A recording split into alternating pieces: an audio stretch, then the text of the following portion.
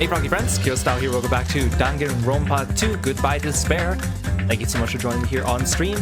Ari, congratulations on being first. Sai, welcome in. Sky, welcome. Welcome Molly, good to see you. Shu, welcome to the stream. Cole, hello, hello. Luke, welcome in. Hope you guys are all doing well today. Last time on stream, we did the bonus island mode of this game after having already finished the story of Danganronpa 2. The other extra you get for beating this game is access to this light novel, Danganronpa If. Now, Danganronpa has a number of spin-off light novels.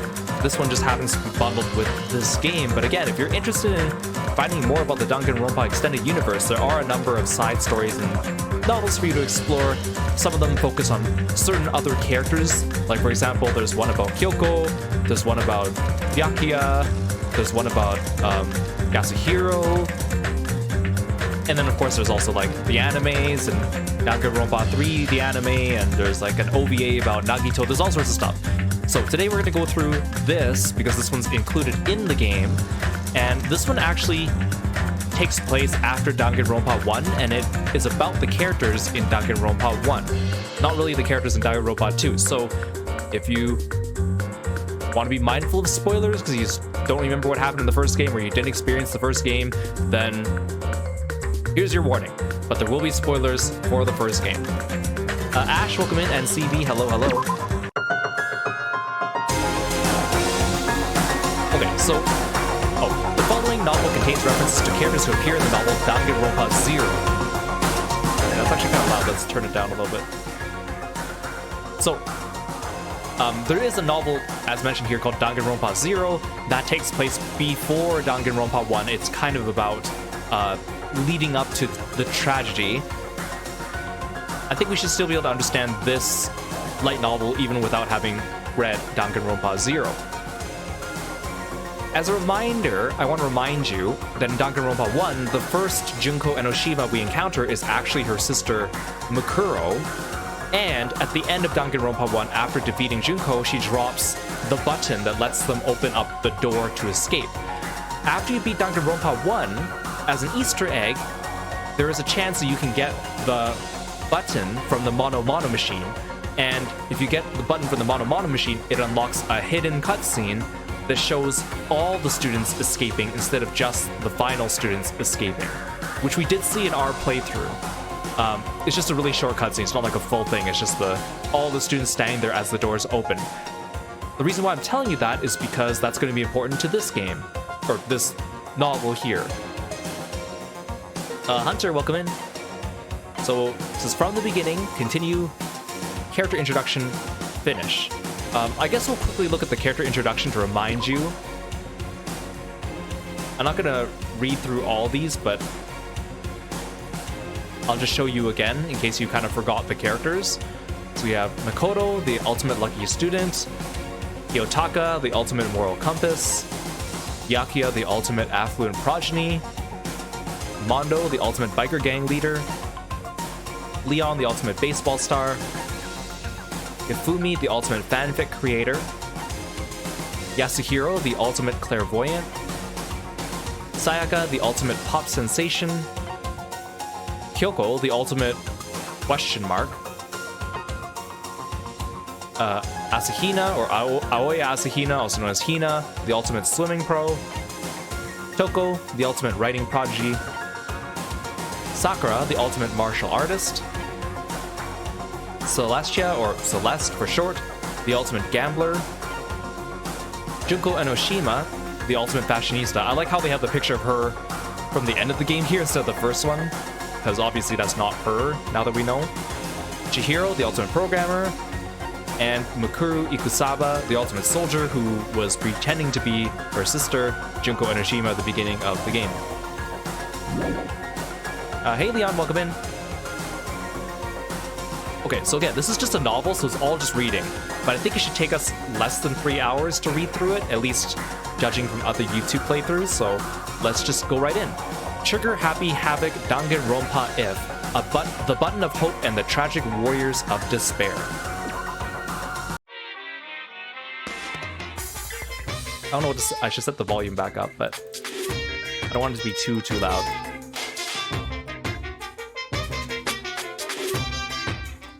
Maybe I'll set the volume down even more.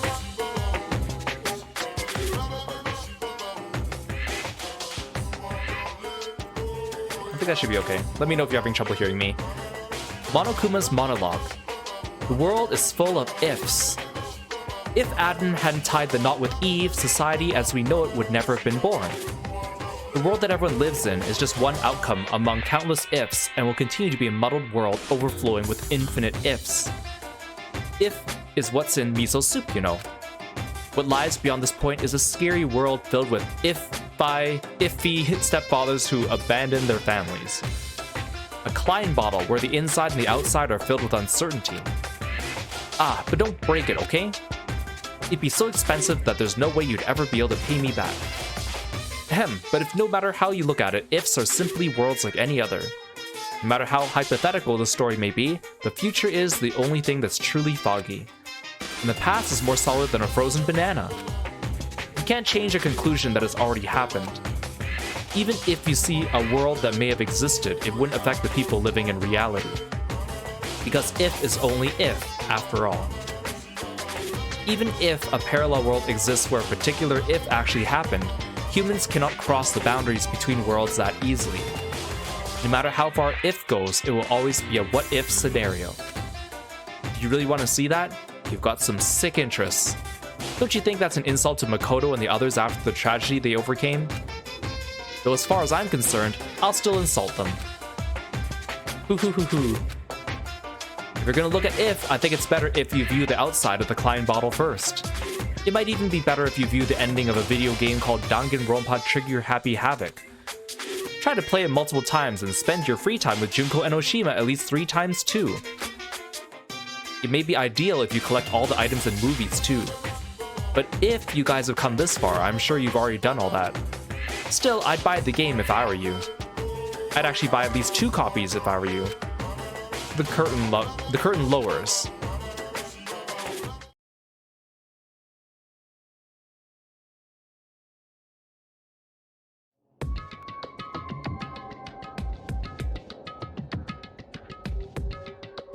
What should I do with this?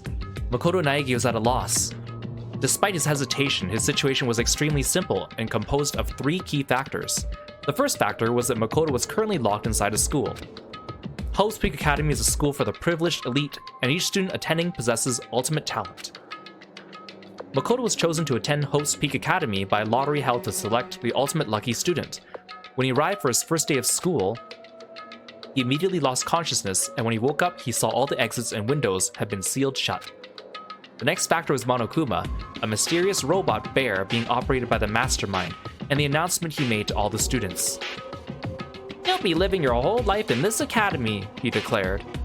"If you want to leave, then kill someone and become the Blackened." This strange, remote-controlled robot was telling Makoto and his fellow Ultimates to start killing each other in exchange for their freedom. They learned that more than one Monokuma exists, and that each one contains a bomb to prevent anyone from attacking them. On top of that, Monokuma announced that anyone who attempted to harm him would receive punishment. The third and final factor was the red button that Makoto was currently holding in his hand. The words "escape button" were crudely written on this button in marker. And though the first 2 factors were certainly causes for panic, Makoto only seemed at a loss over the third. During his free time, Makoto noticed that the school store was open, and his curiosity got the better of him. He was overwhelmed by the disjointed atmosphere upon entering, but his attention soon focused on a strange vending machine. The words "Mono Mono Machine" were written on it, and it seemed to accept the strange bear-patterned coins they sometimes found inside the school. It seemed like a bad idea, but Makoto thought there might be a chance that this machine could dispense some way of escaping the school. And so he inserted the only coin he had into the coin slot, and the result was the escape button mentioned earlier. There's a limit to how much you can tease us. Maybe the mastermind who trapped us in here is making a cruel joke. These thoughts filled Makoto's mind, and he began to feel deeply discouraged. However, there's always a chance, right? Makoto was just an ordinary boy, and he only gained entry to Hope's Peak Academy through a lottery to find the ultimate lucky student. Maybe that luck was the real deal.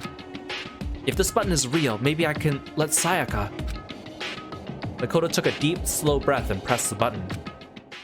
Instantly, pain burst through his entire body. Ugh! Makoto's arms and legs went limp as he lost his balance and fell to the floor in a crumpled heap. As he breathed heavily, it dawned on him what had just happened. I got electrocuted? He looked down at the button in his hand and noticed a small needle sticking out of it. Makoto quickly surmised an electric current must have been running through it. After regaining enough of his strength to stand back up, Makoto thought about it once again. I should have known it was a fake. Just how sick and twisted was the mastermind? My head still feels a little woozy. I should go back to my room and rest today. With that in mind, Makoto walked out of the school store with slow, careful steps. But Makoto didn't know yet. If the escape button really was a fake, it would have been an act of mercy from the mastermind. A small, bear-shaped shadow began moving around inside the now empty school store. The shadow, Monokuma, stood before the Mono machine and stared at it silently. But after some time had passed, he began to laugh. A cold, hollow laugh, utterly devoid of emotion. Ooh-hoo-hoo. Ooh-hoo-hoo-hoo. Despite the fact he was alone, Monokuma began to talk, almost as if he was speaking to someone. Perhaps Monokuma was talking directly to the mastermind controlling him. I only put that in the Mono machine because I thought it'd be interesting if one of the last few survivors happened to win it. But with the success of 0.000000001%, I never thought anyone would actually win it. Perhaps I should have expected the ultimate lucky student to overcome such impossible odds. Monokuma started blushing and breathing heavily for no apparent reason. A robot like Monokuma doesn't need to breathe, but because his technology is super advanced, he can express himself like a living creature. Makoto was chosen through a lottery, and now he won the escape button through a lottery. This is obviously impossible, right? Is this what a miracle is? Is this all systems go toward escaping? Is something that defies all common sense about to come crashing into my world? Well, even I don't really want this at all. I'm starting to enjoy this new sensation. We'll be back after these commercials. Monokuma's internal machinery began running at full capacity, and his facial expressions began changing more smoothly than any humans could. Suddenly, his expressions immediately stopped, and he whispered through his speakers. But is this really good luck? Oh, ho, ho, ho. Hey Kiro, welcome to the stream. After muttering something so ominous, Monokuma's loud, screeching laughter rang jarringly throughout the room. The situation that was about to unfold contained two conflicting emotions in equal measure: hope and despair.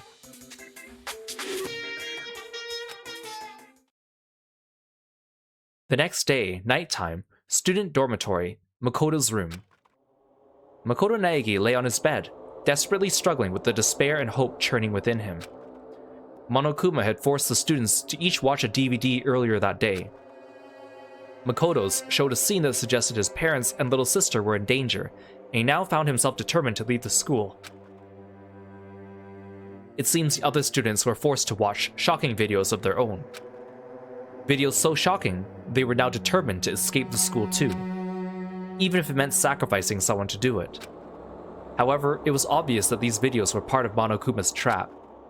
As long as a student killed someone, they were allowed to graduate and leave the academy. It seemed that the mastermind controlling Monokuma was hell-bent on making the students kill each other. But right now, Makoto was most worried about Sayaka Maizono, who seemed to be incredibly distressed after watching her DVD. Sayaka wasn't just the ultimate pop sensation, she was also Makoto's classmate when they were students at Blackroot Junior High. Her optimism had been encouraging Makoto these past few days, and he was becoming a similar source of strength for her as well. If nothing else, I have to at least save Sayaka.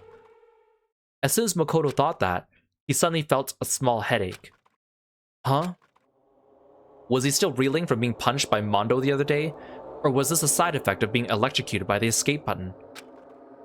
As Makoto pondered these things, the pain slowly subsided, and he returned to his determined thoughts of escape. Anyway, we all need to work together and... Huh? At that moment, Makoto realized his goal had changed slightly. We all need to? Ideally, it would have been best if everyone survived together. However, aside from Sayaka, Makoto had never met the other students before. He didn't know if they could even be trusted in the first place. But at that moment, he trusted them without even an ounce of suspicion. He believed they were worth helping even at the cost of his own life. Just like Sayaka. Why? The headache struck again, as if all the blood vessels in his brain were being individually sliced open. Why did I just think that I could trust the others as much as I trust Sayaka? Makoto tried to figure out why his thought process had suddenly changed. Something was wrong. The throbbing pain in his head seemed to synchronize with a strange feeling that something was approaching him. As a ray of light began to form within the dark recesses of his own mind, the doorbell rang. Someone's here? He quickly got out of bed, but that only made the headache worse. With no concern for his safety, Makoto carelessly opened the door to his room and came face to face with Sayaka. I'm really sorry to come by so late. Sayaka. The pain. What are you doing out so late? The moment he saw her face, the pulsating pain in Makoto's head began accelerating. He felt like his world was being torn apart from the inside out. Sorry to bother you, but something really weird just happened, and... Makoto, what's wrong? You don't look so well. Sayaka was pale and had been trembling when she came to Makoto's room, but she seemed surprised to see that his complexion was worse than her own. Yeah, I'm fine, it's just my head. Makoto couldn't finish his sentence. His eyes rolled back into his head as he lost consciousness and slowly fell to the floor. And Sayaka's beautiful voice let out a scream as she stood over Makoto's body.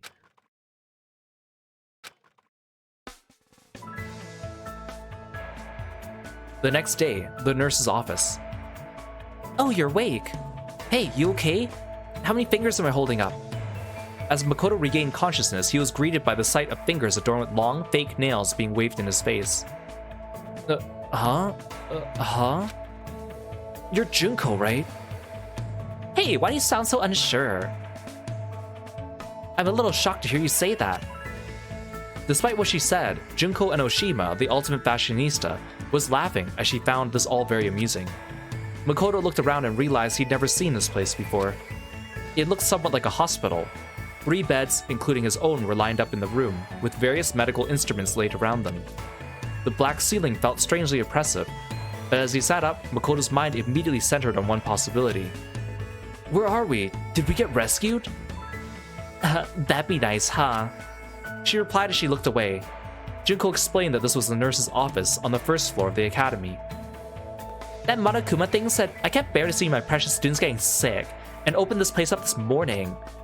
But don't you think it's suspicious? What if all these meds are poison? To be honest, I wouldn't be surprised. Makoto remembered his encounter with the escape button and let out a small sigh. So why am I here, Junko? You should thank Sayaka for that. She was here the whole night taking care of you. She was? Junko ignored Makoto's surprise and continued casually talking. But then Taka got all fired up and was like, we should take turns watching over him. I just happened to be on duty when he woke up. Well, and even then, only because Byakuya had ditched. I see. Thanks. Like I said, you should thank Sayaka. Anyway, how are you feeling? Is everything alright? Makoto thought about it for a moment and remembered what he'd been thinking about just before he lost consciousness. This is kind of weird, but... Actually, it's a really weird question, but... What's up? Junko, we've never met each other before, right? Upon hearing this, Junko's eyes widened, but a few seconds later she began to laugh.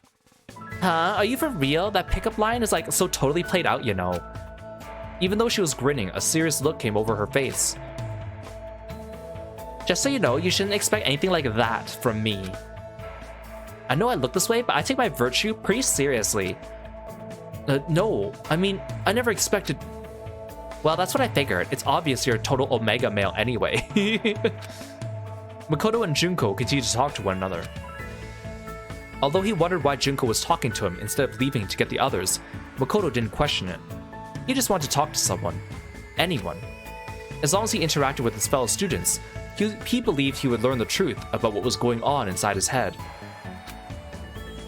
10 minutes later, Junko mostly talked about alpha males and omega males, her time being homeless, and about her past and her dreams for the future. So these are all things we saw from Junko's hangout sessions from the first game. The last topic was a lot heavier than the previous ones, but Makoto's calm demeanor seemed to cheer her up. She smiled sincerely and said softly, "Thanks, Makoto." May was a sign of gratitude for listening to her troubles, but she kept that same smile as she blurted out something horrifying. "In return, I promise that if I do decide to kill someone, it won't be you." Don't say scary stuff like that. At least that's what Makoto thought, but the words that came out of his mouth expressed a different sentiment. "I see. Thanks. But I wouldn't want you to become the Blackened in the first place." For some reason, Makoto felt like the murderous words that came out of Junko's mouth seemed like a natural thing for her to say.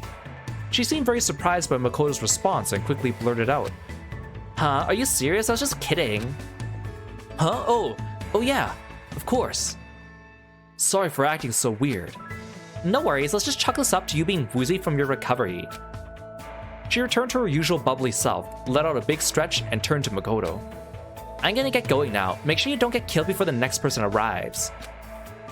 After seeing her off, Makoto laid back down in the bed and started thinking to himself, "What is this strange feeling?" His dull headache continued as his thoughts began to blur. "I was just talking to Junko, but I feel like I was talking to someone else. Who is she?" The more he thought, the more it felt like his memories were sinking into a thick swamp. Each throb of pain pulsing in his head felt like a wave on the surface of that swamp. What is this feeling? It felt very unpleasant, as though someone's voice was screaming at him from inside his head. Makoto tried to organize his thoughts and go over everything that had happened to him. Red Vaporeon, welcome to the stream, thanks for stopping by. But he was interrupted by the sound of a bell. Unlike dorm rooms, the nurse's office didn't have a doorbell. The bell sound that Makoto heard was ringing throughout the entire building. Ahem, testing, mic check, 1, 2. This is a test of the school broadcast system. It was Monokuma's voice. Now that Makoto's finally woken up, please assemble at the gym. Makoto listened to Monokuma's heartless order and got out of bed without complaining. I have to go. He walked one step at a time in accordance with the rhythm of his throbbing headache. Slowly he walked forward, not knowing if where he was headed was heaven or hell.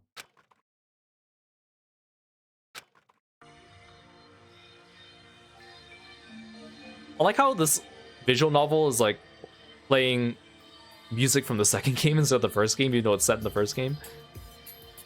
The gym. Makoto, are you alright?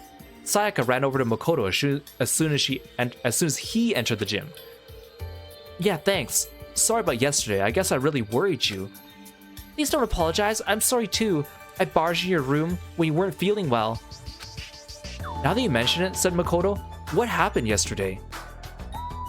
See, if this takes place right after, in the first game, after they watched the videos, and Sayaka came to his room at night, looking distressed because she was planning to switch rooms with him, doesn't that mean that she already left the note for Leon?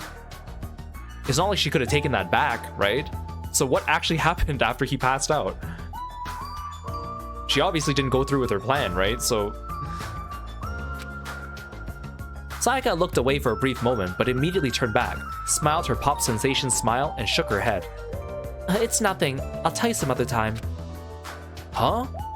While they were talking, Kiyotaka Ishimaru, the ultimate moral compass, stepped forward, pointing an accusatory finger at Makoto. You're late, Makoto. Explain why you were tardy. The other students collectively raised their eyebrows as if they were thinking, why is this guy yelling at someone who is sick? However, Makoto just smiled gently and answered him honestly. I didn't feel well, so I was resting in the nurse's office. Can you note that in the daily logbook? I see. That's consistent with my information. If that's the case, then I shall consider this matter settled. The conversation progressed smoothly as Taka smiled as he kept talking. Haha, I'll take full responsibility for recording it. You just focus on recovering. If you ever feel ill, please report to the health committee. It seems we'll need to appoint health committee members after this meeting, though. Taka walked away mumbling to himself as he opened a daily logbook he found in the academy's supply room. Celestia Ludenberg, the ultimate gambler, saw the whole conversation and walked up to Makoto. Despite his unreasonable behavior, you knew exactly what to say to him. Huh? As soon as Celeste said that, it dawned on Makoto. It's true that he didn't feel well and that he had been resting in the nurse's office. But when Taka asked him why he was late, even though he should have already known the reason, Makoto didn't feel annoyed or disappointed at all. It was as if he expected Taka to say that. Makoto felt strange that he accepted Taka's personality so quickly. He couldn't understand why he asked Taka to do something as unnecessary as recording it in the daily logbook in the first place. Why did I say that? It's like I was used to it. His response to Taka's demands came as naturally to him as breathing. Angora, welcome to the stream. Why? Why? Every time he tried to think about it, his headache grew even worse. As Makoto struggled to think through the pain of his headaches, a black and white stuffed animal jumped out from behind the gym's podium and began twirling around as it spoke in a cheerful voice. Hey guys, is everyone here? He sounded like he was about to lead the students on a field trip, but not a single one of them had a smile on their faces. What is it this time? Are we gonna hijack a cruise ship and run into a gigantic worm? Of course, there was one exception. Yasuhiro Hagakure, the ultimate clairvoyant, still believed that their current situation was some kind of planned event. Monokuma just ignored him and continued to address the students with his adorable voice. Today I'm gonna tell you about our wonderful academy system. System sure sounds like a great word, don't you think? It reeks of danger, just like a bear. I want you all to trample over the deaths of your friends and grow up to have hardened hearts. It's good to be a little naughty. I want you all to grow poisonous personalities. After making his nonsensical introduction, Monokuma moved on to the next topic. With this, he began providing a detailed explanation of the most vile system in the school. The class trial. Now, you can't just kill anyone. You gotta kill someone without anyone else finding out how you did it. Monokuma talked about his horrible graduation program with casual indifference. But because the killing hadn't happened yet, his lecture didn't instill any despair in the students. As long as the killing never occurred, there'd be no point to the class trial. But no one could really say that a killing wasn't going to happen. As the students' suspicions began to rise, Monokuma continued explaining the class trial until... Wait, hold on a second. As Monokuma began to explain the executions that would serve as punishment, one girl stepped forward. Junko? As soon as he saw how angry she was, the rhythm of Makoto's headache began to change slightly. You're freaking insane, you know that? The girl continued to complain angrily. She seemed completely different from the smiling person Makoto saw in the nurse's office. Huh? Was Junko always like that? No, she's different. That's how Junko acts, but... is that person really Junko? Huh? Wait, what am I thinking? As Makoto struggled with his headache and confusion, Monokuma and the girl continued to argue. What? Are you saying you're not going to participate in the trial? Only punishment awaits such blasphemy. What? Punishment? I mean, I don't know, throw you in a deep, dark, scary prison or something. Different? The strange feeling he felt was now directed at Monokuma. Prison? No. They aren't that kind. A series of images flashed in Makoto's mind, and at first he thought it was some kind of parade. He quickly realized that was a mistake. What looked like lights were actually buildings engulfed in flames. The red decorating this scene seemed to have come from human bodies. Despair. It wasn't confined to the academy or even to Japan. Images of worldwide death and destruction flooded Makoto's brain with every throb of his headache. I've seen this before? Hey Rainbelt, welcome to the stream. Thanks for stopping by. Besides the indescribable violence taking place in all these images, there was one thing they had in common. Who were they? They're... Rampaging terrorists were wearing black and white masks, were wreaking havoc in these images. They took everything. Money, valuables, lives, families, dignity, the past, the future, and possibly even hope. The masks these terrorists were wearing perfectly resembled the face of the stuffed animal arguing with the student before him. Shut the hell up, say whatever you want, I'm not gonna be part of this. Don't be so selfish. You're the one being selfish, kill whoever you want, but it's got nothing to do with me. The evil standing before me. I'm trembling with fear. But I won't give in to such evil. It's my style to stick it out and resist till the very end. If you really want to get out of here, you'll have to go through me first. Monokuma swung his arms wildly as he charged at the girl with waddling steps. But the girl stomped on the self-proclaimed headmaster of the academy with ease. Yeah! Are you enjoying yourself now? Pinned beneath the girl's foot, Monokuma looked up into the girl's cold eyes and calmly asked, Are you... Huh? Violence against Headmaster Monokuma is not allowed. You violated a school regulation. Huh? At that moment, a chill ran down Makoto's spine. She's gonna get killed. Monokuma's words sounded very threatening to him. It wasn't a prediction or a guess. It was as if he knew the danger Monokuma posed from the start. If this continues, Junko's going to... His mind still didn't fully grasp the situation unfolding in front of him. By the time he realized he was about to remember something, he was already running forward. Junko? The impact of his feet combined with the rhythm of his headache, sending his brain and heart into a panic. No, she's different. She's...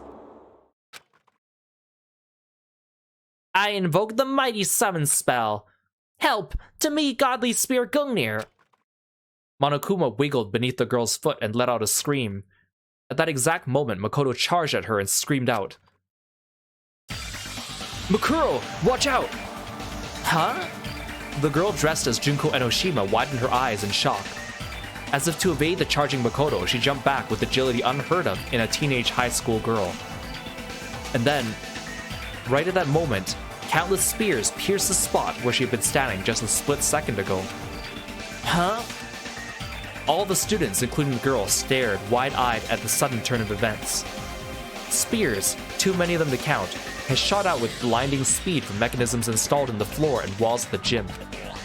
However, Makoto was unable to notice this. Huh?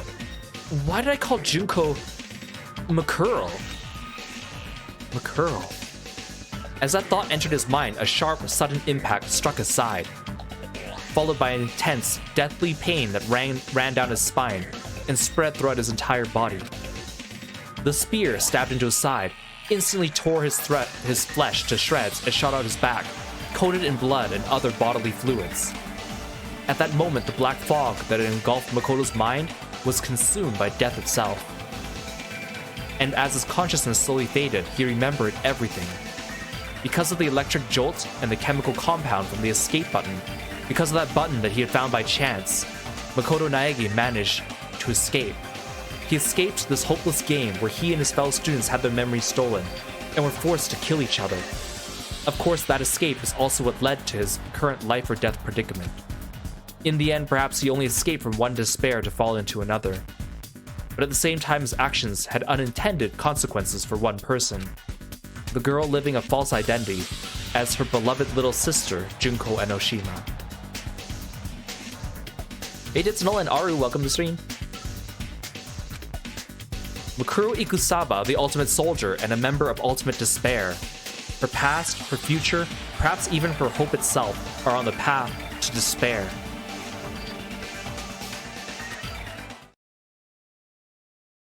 And so the curtain falls on Makoto's story for now.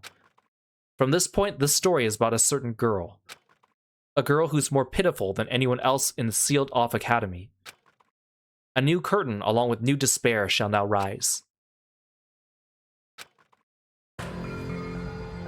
Huh? Time had certainly stopped for Makuro Ikusaba. It was as if everything around her had frozen perfectly still. In the past, she was known as the Ultimate Soldier. She had experienced this feeling before during her time with the mercenary group Fenrir. In situations where she was surrounded by a hopeless number of enemies within the jungle, or in a desert ruin, the charging enemies seemed as though they were frozen in time, which allowed her to claim a decisive victory in all her battles. But this wasn't a battlefield, so why did this familiar sensation activate once again? In order to understand what had happened, Makuro slowly tried to assess the current situation from within this frozen world. Junko and Makuro are both children of despair, but Junko Enoshima, the true ultimate despair, harbors a far deeper darkness within her. Though their last names are different, Makuro is Junko's older sister, connected by the bonds of blood. She cooperated with Junko's hopeless plan and impersonated her under the pretense of participating in the killing game alongside her classmates. According to the plan, Mikuro was supposed to oppose Monokuma, who her sister was controlling, and be locked in a dungeon as punishment. Isolated from the others, she would then escape the dungeon and perform various acts intended to deprive the students of hope. That was the role she had been assigned. When Makoto succumbed to his headache, Junko ordered her to see if the shock had caused him to remember anything that could make him a liability. He woke up as she was tending to him, so she made small talk with him, but she didn't notice any change in his behavior. Until this point, she was certain that there shouldn't be any problems. Nothing could possibly go wrong. She stopped the Monokuma like her sister ordered her to do, and flawlessly spoke the line she was taught to memorize. Afterwards, she would fall through a trapdoor into the dungeon and remain isolated from the other students. That was her role. She hadn't done anything wrong. There were no problems. There were no problems.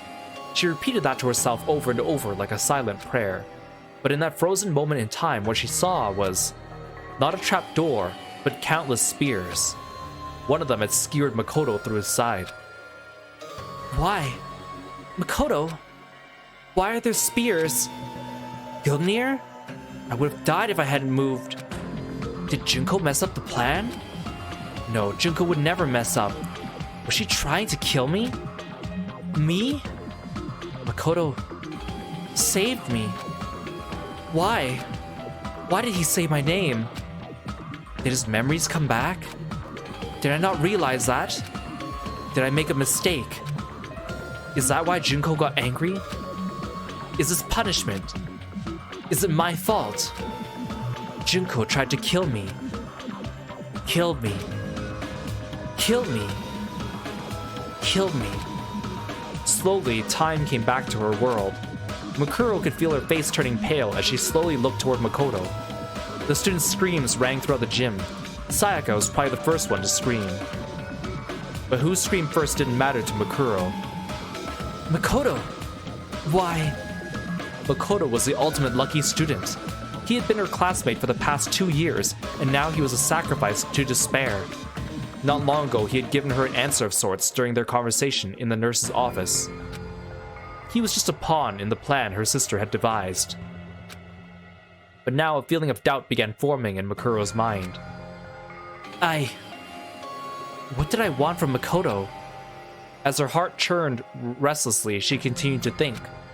In return, I promise that if I do decide to kill someone, it won't be you. Was I impersonating Junko then?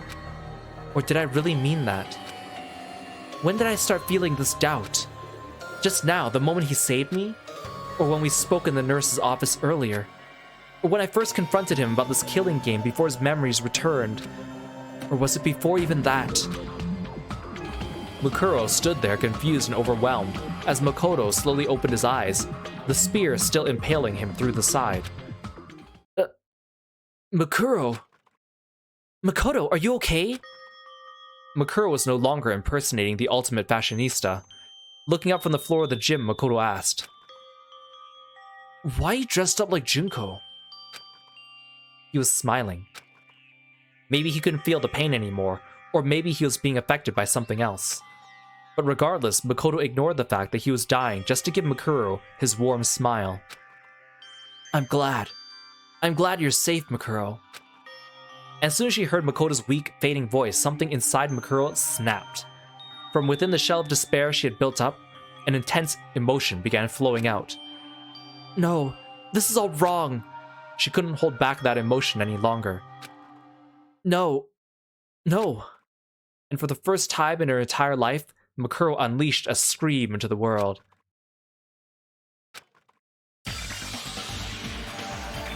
As Makuro fell to her knees and clutched her head, a small shadow started walking toward her back. The stuffed animal that had been under her foot, Monokuma. His claws were extended, and he was no longer walking with his usual waddle. Instead, he moved like a beast, silently stalking its prey as he slowly advanced within his target's blind spot.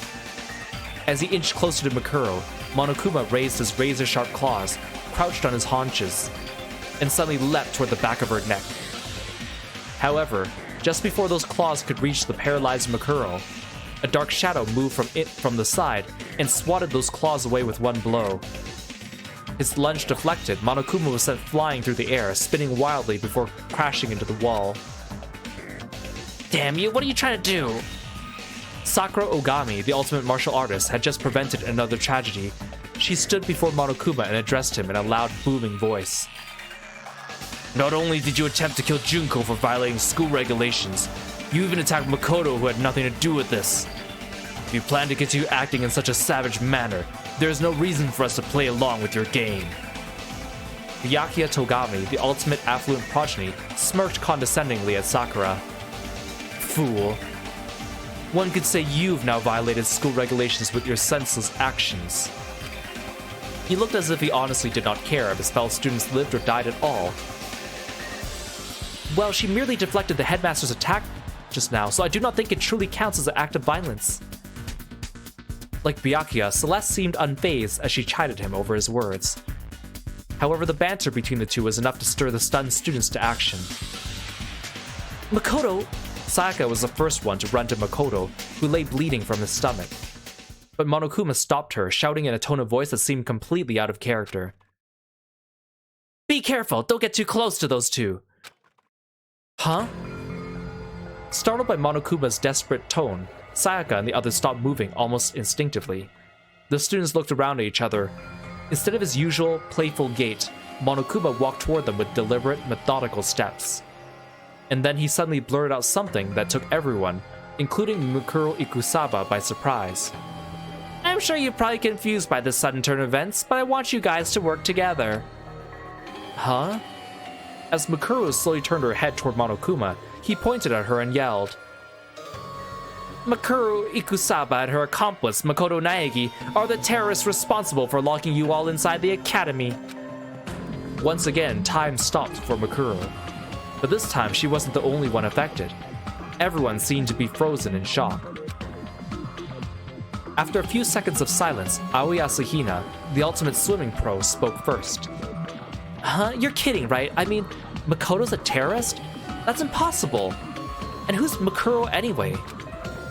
I mean, that's Junko. Monokuma began slowly explaining to Aoi.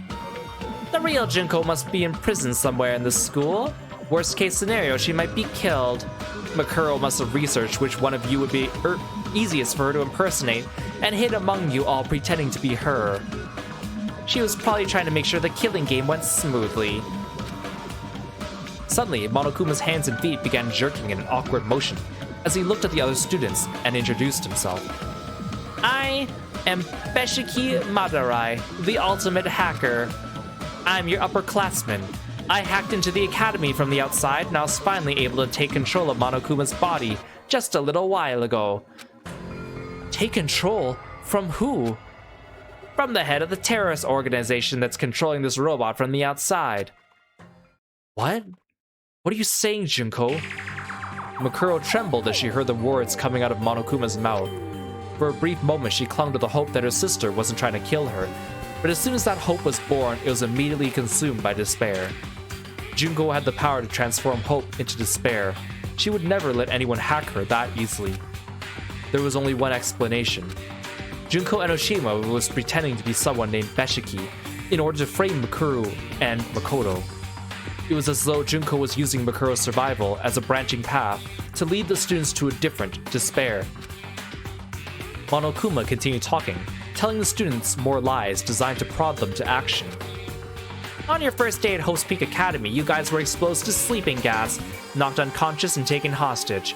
Mukuro and Makoto are probably the only operatives the terrorists sent inside the school. That means they probably know how to escape from here. And then Monokuma turned to face Mukuro. Mukuro Ikusaba was a member of a mercenary group called Fenrir. She's a wanted criminal who's killed over 10 people associated with the school. So don't get soft and think you can capture her alive. In fact, that's exactly what the cops told me. So the moment I saw an opening, I tried hacking the trap they set and tried to kill her. But what about Makoto? Monokuma gave a cold, emotionless answer to Sayaka's question. My guess is that a measly little ultimate lucky student didn't stand a chance of defying a group like Fenrir. He was probably threatened and forced to cooperate before you entered the school. Or judging from his early actions, maybe Makuro seduced him. Sayaka's face went pale when she heard that answer, and she immediately stopped talking. Makuro raised her head and shouted, "You're wrong! Makoto isn't a terrorist! You all have to believe me!" The whole gym fell silent. And then, as if he was speaking for everyone there, Taka stepped forward and nervously asked, "Hold on, what do you mean Makoto isn't a terrorist?" "It sounds like you're saying that there's no doubt that you are in fact a terrorist. I ask that you correct yourself at once and say we are not terrorists." Celeste began expressing her own doubts as well. "It is strange. Does it not seem odd that she is so protective of someone we all just met a few days ago?" Makuro stood in silence. The other students' faces began to fill with suspicion and doubt as they realized they weren't looking at the real Junko Enoshima. Byakuya pushed up his supposed to say glasses, I guess, and began coldly pointing out what seemed out of place to him. "I heard that fool Makoto, or whatever his name is, called you Makuro instead of Junko. How would Makoto know your name is really Makuro if he just met you not that long ago?" "That's..."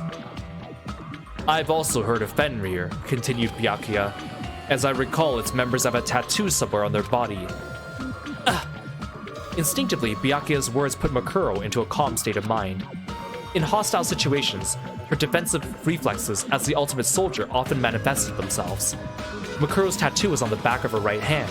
She wondered how she could hide this from the other students without also calling attention to it. But in the end, this concern was in vain. "If the police's records are true, she should have a tattoo on the back of her right hand." Oh, that was Monokuma. "If the police's records are true, she should have a tattoo on the back of her right hand," as Monokuma freely divulged that information. "All right," cried Taka, his voice filled with enthusiasm. "Show us the back of your right hand and prove your innocence." Monokuma dispensed another unnecessary remark. "Make sure you look real close. She might have covered it up with foundation." Junko had ordered Makuro to hide her tattoo with foundation, so Monokuma's information was entirely true. There was nothing Makuro could do except stay quiet. However, she wasn't staying quiet because her identity was about to be exposed. She was struck by the realization that her sister was completely serious about pinning this on her. "Why the hesitation?" shouted the foolishly honest Taka. "As my classmate, I have complete faith in you." From behind him, Hifumi Yamada, the ultimate fanfic creator, murmured to himself as cold sweat ran down his cheeks. "Well, look at that. I guess this is what they call a checkmate, huh?" "Why don't you just fess up already, you fucking bastard?" In contrast to Hifumi, Mondo Owada, the ultimate biker gang leader, was royally pissed. However, there were some students who were busy questioning Monokuma instead of Makuro. "Hey, you're not coming to save us!" shouted Leon Kuwata, the ultimate baseball star. You should hurry up and charge in here already!" Monokuma looked at Leon and shook his head softly. "The police can't help you right now. Not only are you guys hostages, it's possible the entire school's been rigged with explosives and poisonous gas. I hacked into this Monokuma robot to investigate that for myself." "Then what about everyone on the DVD? What about everyone outside the school?" asked Sayaka. The memory of the DVD she was forced to watch yesterday still weighed heavily on her mind, but Monokuma didn't have a clear answer. "I don't know anything about any DVDs, but there are definitely terrorists causing havoc out here. Law enforcement around the world is in shambles trying to deal with this." "That's impossible." Sayaka shuddered and collapsed to her knees. "Sayaka." Next to her, Chihiro Fujisaki, the ultimate programmer, was unsure about what she should do. Behind her, two other girls stood silently.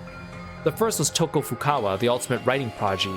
She seemed to be trying very hard not to look at Makoto as he lay bleeding. The other was a quiet girl who hadn't talked about herself very much, named Kyoko Kirigiri. Unlike Toko, Kyoko was watching everything intently, as if she was studying the scene of a crime. From Makoto's breathing patterns to subtle changes in Makuro's facial expression, nothing was escaping her attention. Suddenly, Toko began nervously talking to Sakura. So anyway, let's just say that Makuro woman, or whoever over there is a terrorist. Hurry up and beat her to death or something." "We don't know that yet," said Sakura. "My fists do not mete out justice based on simple speculation." Sakura tried to get near Makoto to examine his wounds, but Monokuma stood in her way, shouting, "Don't come any closer." This meant that Makuro was the only one who could get close to Makoto. She had ended countless lives on the battlefield. She knew from experience, if she didn't treat Makoto's wounds, he would die. His wounds were not immediately fatal, but if he continued losing blood, he would eventually slip into shock and die shortly thereafter. Please, you need to treat Makoto first. Absolutely not, said Byakuya, harshly interrupting Makuro. Tying you up and examining the back of your right hand is our first priority. Hey, Makoto's in danger. Now's not the time for that, said Aoi as she cast a worried glance at Makoto. She was still having trouble understanding the situation and hadn't decided if Makoto was suspicious or not. Byakuya was about to snap back at her, but Makuro's actions stunned him into silence. She took a deep breath and then Makuro removed the blonde wig from her head. Where there were two long blonde pigtails only a moment before, there was now short black hair. I'm not really sure if I would describe Junko's hair as being blonde. I guess you might be able to say strawberry blonde, maybe. She cleared her face of all emotion, and when she spoke, her voice rang throughout the gym. I am not Junko Enoshima. My name is Mukuru Ikusaba. The students stared wide-eyed at her open confession. All she did was remove her wig and clear her emotions.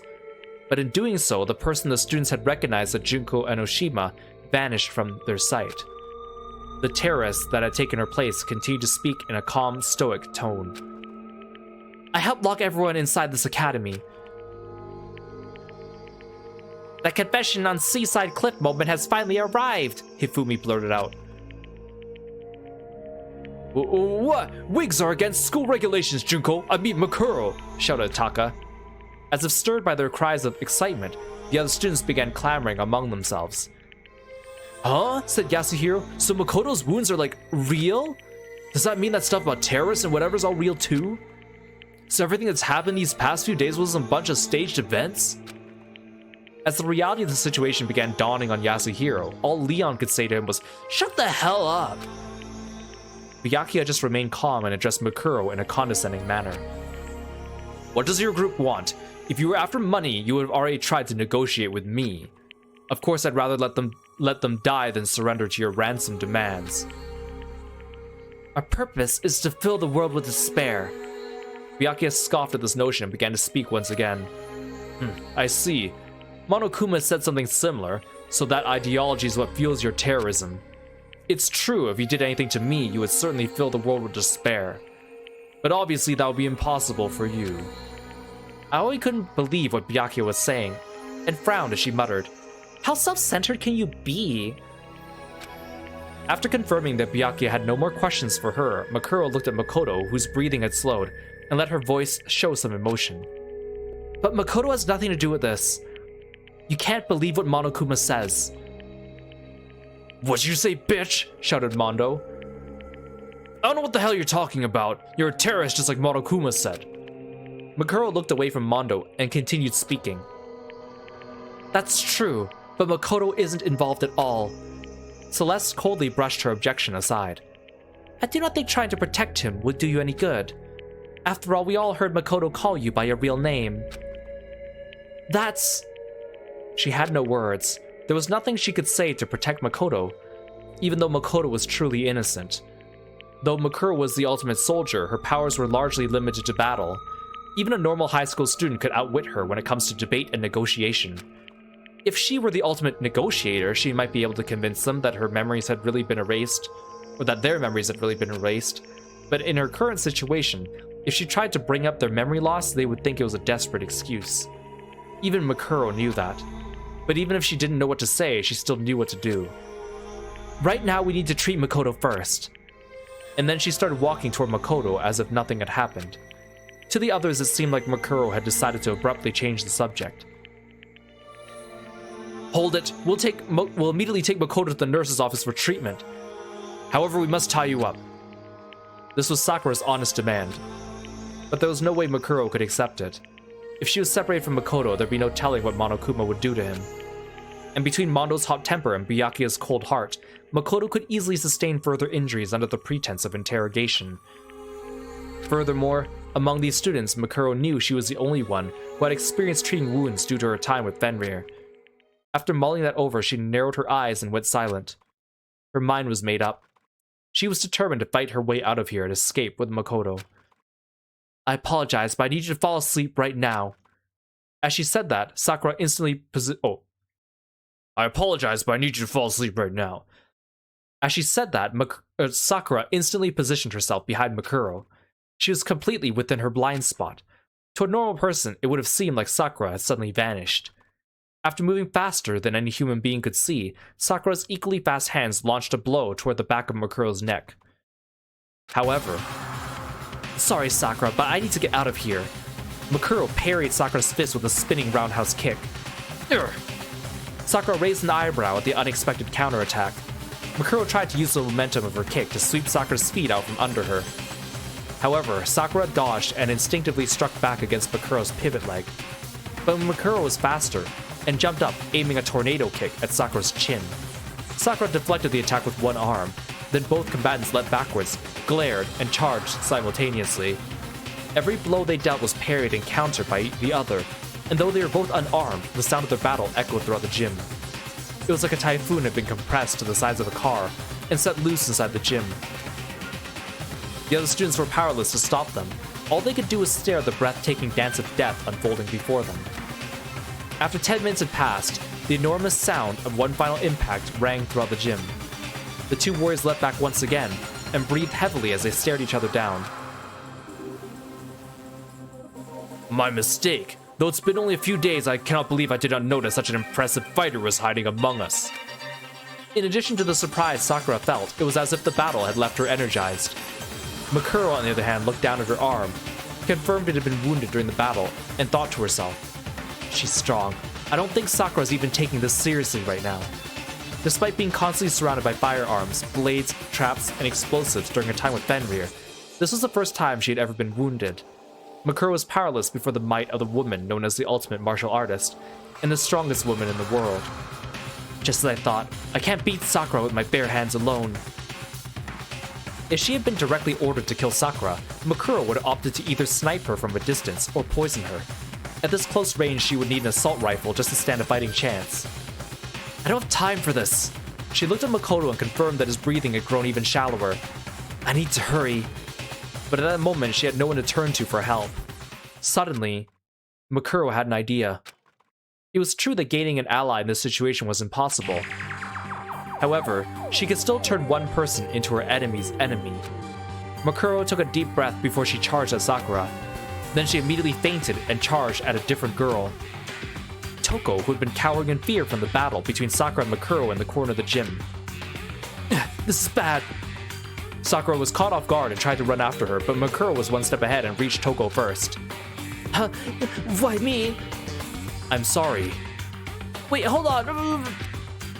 Makuro jabbed Toko in her solar plexus, and she fell into her arms. Taka and Aoya yelled out in shock. This is bad. She plans to use Toko as a hostage. Toko! In contrast to the shocked faces, Byakuya just snickered and coldly remarked, You fool, do you really think we care if you take someone we just met a few days ago as your hostage? Makuro just softly glanced at Byakuya and replied, You didn't meet her a few days ago. What did you say? You met her 2 years ago. Huh? Byakuya scowled. Makuro ignored him and held her bloody arm in front of Toko's face. And then she yelled into her ears. Wake up, Genocide Jack! Huh? It seemed so random and out of place. Why would Makuro mention the name of a notorious serial killer right now? The students looked at each other with confusion when suddenly, Toko, who had been groaning in pain, suddenly kicked off the floor of the gym with renewed vigor. She leapt into the air much higher than any normal human should have been able to do. While hovering several meters in midair, Toko twirled faster than a professional figure skater. This caused her skirt to flutter, revealing multiple pairs of sparkling scissors. Countless tally marks were scratched into her legs, like a kill count carved into a fighter jet. If not for this situation, Toko's glamorous jumps and spins would have been a sight to behold. The girl formerly known as Toko Fukawa cackled wildly, her red eyes sparkling as her absurdly long tongue flopped out of her mouth. You called for me and so I appear. I've got a murder IOU for YOU. Yeah ha ha ha ha. Toko? The situation had changed so drastically that even Sayaka, who was silent until now, spoke up. Hey, you flash in the pan! Don't treat Genocide Jack like that depressing little four eyes. That dirty girl doesn't bathe herself at all, so I gotta put in 5 times the effort to rub myself down in the shower. Ugh. Toko's sudden change in personality sent the students clamoring among themselves. Hey, Leon yelled, what the hell does that mean? Monokuma just shook his head. There are some things even I don't understand. The students continued to panic at the strange turn of events. Toko, now calling herself Genocide Jack, took out a set of scissors from under her skirt and snipped them with glee as she looked around the gym. Huh? Man, it's been a while since I got to stretch my legs. So what were you guys gonna do here at the gym while I was snoozing away? Have an orgy? I understand. I totally understand. You guys need me to cut up your clothes so you can feel even naughtier. Yeah, right. Why the hell would I do that for you dumbasses? My scissors are only meant for cutting the supple, tender flesh of adorable boys. Genocide Jack was causing a ruckus. When she saw Makoto laying on the floor, she tilted her head once again. Huh? Big Mac, you're like totally about to die. What's the deal? Did the world fill you with so much despair you came all the way here to commit mass suicide? That's so hot. But why are you starting without me? Toko, cried Aoi, get a hold of yourself. Genocide Jack ignored Aoi and let her emotions run unchecked, jumping and dancing with excitement as she held her scissors. Oh jeez, I want to stab Big Mac's side myself. This spot right here where the ribs are kind of showing already. He's not even screaming right now though. What does that mean? Oh well, maybe I could just get used to this feeling of alienation instead. Ha ha ha ha ha. I have no idea what's going on anymore, shouted Yasuhiro. This is all the aliens' fault. Yasuhiro buried his head into his arms, but no one was paying attention to him. The students' attention was entirely focused on Genocide Jack. Using that to her advantage, Mikuro began sneaking over to Makoto. As she cautiously picked him up, she confirmed that his body temperature was starting to decrease. I can still make it in time. Though she was carrying another person, Mikuro managed to soften the sound of her footsteps as she ran for the gym's doors. By the time the students heard Mikuro open the door, it was already too late. She had managed to escape the gym with Makoto. However, not everyone was unaware of what Mikuro was doing. Monokuma saw her movements out of the corner of his eye, but chose not to tell the students. And one other person, Kyoko Kirigiri. She saw Mikuro carry Makoto away, but did not inform the others as she watched them leave in silence. As everyone wrestled with their own personal thoughts and speculations, Hope's Peak Academy began walking a path toward a completely different chaos. This is kind of neat to see like a completely different story route here. With Makoto on her back, Mikuro took several trophies from the gym entrance hall, and after passing through the door leading to the hallway, she jammed the trophies through the door handles. Though Sakura could easily destroy these makeshift locks, they should buy Mikuro a few extra seconds. Then Mikuro started running to the nurse's office. The place she last spoke to Makoto. Everything necessary for performing first aid could be found there. Her little sister was her enemy. Her fellow ultimate students were her enemy. Her only ally right now was Makoto, who was on the verge of death. Mikuro knew that even she wasn't her own ally right now. Amidst all this chaos, amidst her sister's betrayal and nearly being killed, she believed. She believed she was the only one who truly understood her little sister. That's why she felt like she had to protect her. That's right, you didn't do anything wrong, Junko. You just want to feel despair, that's all. Right? Because you love me. That's why you want to kill me. You were just trying to feel despair, right? I'm sorry. I'm sorry I failed to bring you despair. But at the same time, she wondered, if she saves Makoto and betrays her sister by disrupting her plan, wouldn't that fill her with an even stronger despair? Wouldn't that make her happy? But betray Junko? What should I do? Mikuro closed her eyes and listened to Makoto's weak breaths. What should I do, Makoto? On the battlefield, where all you need to do is kill and survive, Mikuro was invincible. She could suppress all her emotions and fully immerse herself in becoming a perfect killing machine. But on this twisted battlefield of daily high school life, she could no longer keep her emotions in check, especially around her little sister. Mikuro, the ultimate soldier, was beginning to question being ultimate despair. The impulses of the normal high school girl inside her were starting to affect her state of mind. Even so, the poor girl continued to run through the dark hallways, clinging to this conflict within herself. She was now walking along a narrow, hair-thin path. A path between the hope of Makoto Naegi and the despair of Junko Enoshima.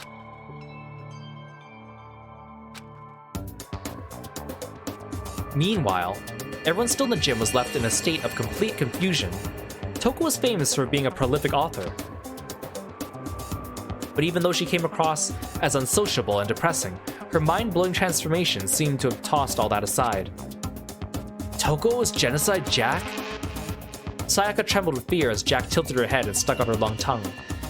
Huh? What's with this reception, you guys? You guys didn't know who I was? Have I been found out? Or have you known all along? And why was the sullen samurai dressed like that? That outfit didn't look good on her at all. The sullen samurai was probably referring to Makuro, which means Toko already knew Makuro in advance. Confronted by that shocking truth, the students had no idea where to begin talking. So many things were clearly wrong by this point. But there were a few students, such as Byakuya and Kyoko, who opted to remain calm and observe the situation. Alright, someone better spill it. Who gave Makoto an extra mouth to feed? I don't care if you want to stab him or slice him. I just can't forgive whoever put that ugly asshole in Big Mac's side. Ugly asshole, not ugly asshole. Toko, no Genocide Jack, spun her scissors in her hands. As she spoke, her emotions and facial expressions constantly changed. Even without the threat of her scissors, she exuded an aura of danger that made her unapproachable. The flank steak of a young boy like macaroons is like a blue burp that pops out a golden egg. If you would just let me handle it, I would have killed him so good even Tiltil and Miltil would be eager to die. But poor Makiri's heart and soul have been stomped on by such a sloppy kill. That actually sounds pretty exciting too. But I decline. Toko, you're not making any sense, screamed Aoi. What in the world happened to you? Genocide Jack answered by pointing her scissors at Aoi. What happened to me? I got bored, that's what. That sourpuss locked me up a few days ago. When she went unconscious, I thought I'd finally get to do my thing. When I woke up to all this, my cutie's soaked with blood, and I've got no clue what's going on. It's so damn confusing, all I can do is laugh. Yeah! No one seemed to be able to get a straight answer out of Jack, so Hifumi made a timid remark. I've dealt with girls like this in my 2D dating games, but this doesn't even compare. It's like there's an SSS difficulty level to clear her. I can't believe you'd even think about her as someone worth clearing, mumbled Leon. It was clear that things were going nowhere. As if she was responding to everyone else's expectations, Sakura stepped forward. She must be in the throes of confusion. I should try to restrain her for now. As soon as she heard that, Genocide Jack stopped moving, stuck out her lizard-like tongue, and grinned wickedly. Oh, what's up? Are you really gonna fight me, Battle Ogre? Too bad, my lovely scissors are only for cutting through adorable boys. Women should just stay home. I won't taint my scissors with your filthy blood. Replied Sakura. It seems my words are useless on you. Sakura entered a fighter's stance, determined to restrain Jack, but Jack knew she couldn't win in a fair fight and adopted a strange stance of her own. In a normal fight, Jack would obviously lose to the ogre, but if Jack focused just on dodging attacks, the outcome of the fight would be hard to foresee. Of course, Genocide Jack's physical abilities were only obvious to a few of the students in the first place. The two women exchanged hostile stares as the other students gulped nervously and watched. Hey Vice, welcome to the stream, thanks for stopping by. Except for one person. Kyoko was watching something else. She was watching Monokuma, who was in the corner of the gym unmoving, as white noise emitted from his speakers. He had stopped moving the moment everyone's attention focused on Sakura and Toko. It's possible that motorized hacking had been disrupted, but an infinite number of other possibilities were also swirling around in Kyoko's mind. She brushed back her hair with a gloved hand and continued to watch. Though she couldn't fully remember her talent, the actions she was taking right now were fueled by pure instinct. The strange situations that kept occurring in front of her were shaking her to her very core. Her mind worked diligently to scoop up countless amounts of information from her vast sea of memories. And as they were synchronizing with the synapses firing in her brain, Sakura and Toko kicked off the ground at the same time, and an intense impact rang throughout the gym.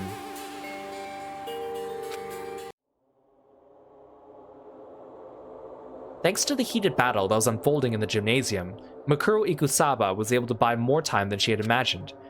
As soon as she entered the nurse's office, she rummaged around for medical supplies and did what she could to stop the bleeding. Though still quite shallow, Makoto's breathing slowly stabilized. Mikuro let out a little sigh of relief. However, even though she was somehow able to stop the bleeding, she wasn't out of the woods yet. Miraculously enough, it seemed that none of Makoto's major arteries or organs were damaged. Was this perhaps thanks to his ultimate luck? Or maybe he wasn't actually all that lucky. After all, the only sort of medical treatment he could hope for was partial at best. Mikuro couldn't decide. If only I could do a blood transfusion. The nurse's office should have had several blood packs for transfusions. Mikuro suspected that Makoto's blood type might be written in his e-handbook, but as she reached over to search his pockets... Oh, I see you're reaching for a sleeping boy's clothes. What in the world's about to happen next? Adults can keep playing, but you kids better press the B button, okay? Boo-hoo-hoo. Mikuro turned toward the familiar voice and saw Monokuma standing before her. You're all alone with Makoto right now. Just think of me as a cute wild animal and let your lust lead the way. As the headmaster, I must prevent any illicit sexual relationships, but physical education classes are just fine, missy. Though he looked just like the one that was at the gym, it was clearly a different Monokuma. Multiple Monokumas have been placed throughout the entire academy, so it wasn't a stretch for him to suddenly appear out of nowhere. Regardless, the same person was controlling all of them. Mikuro had been wary of Monokuma attacking her while she was treating Makoto's wounds, but his appearance at this particular moment seemed to take her by surprise. Junko? Asked Mikuro cautiously. Monokuma tilted his head, along with his entire upper body inquisitively. Junko, who's that? Junko? I've never heard of that country before. No more jokes, answer me, Junko. You were planning to kill me earlier, right? Junko this, Junko that, what's your problem? I'm telling you, I'm Monokuma.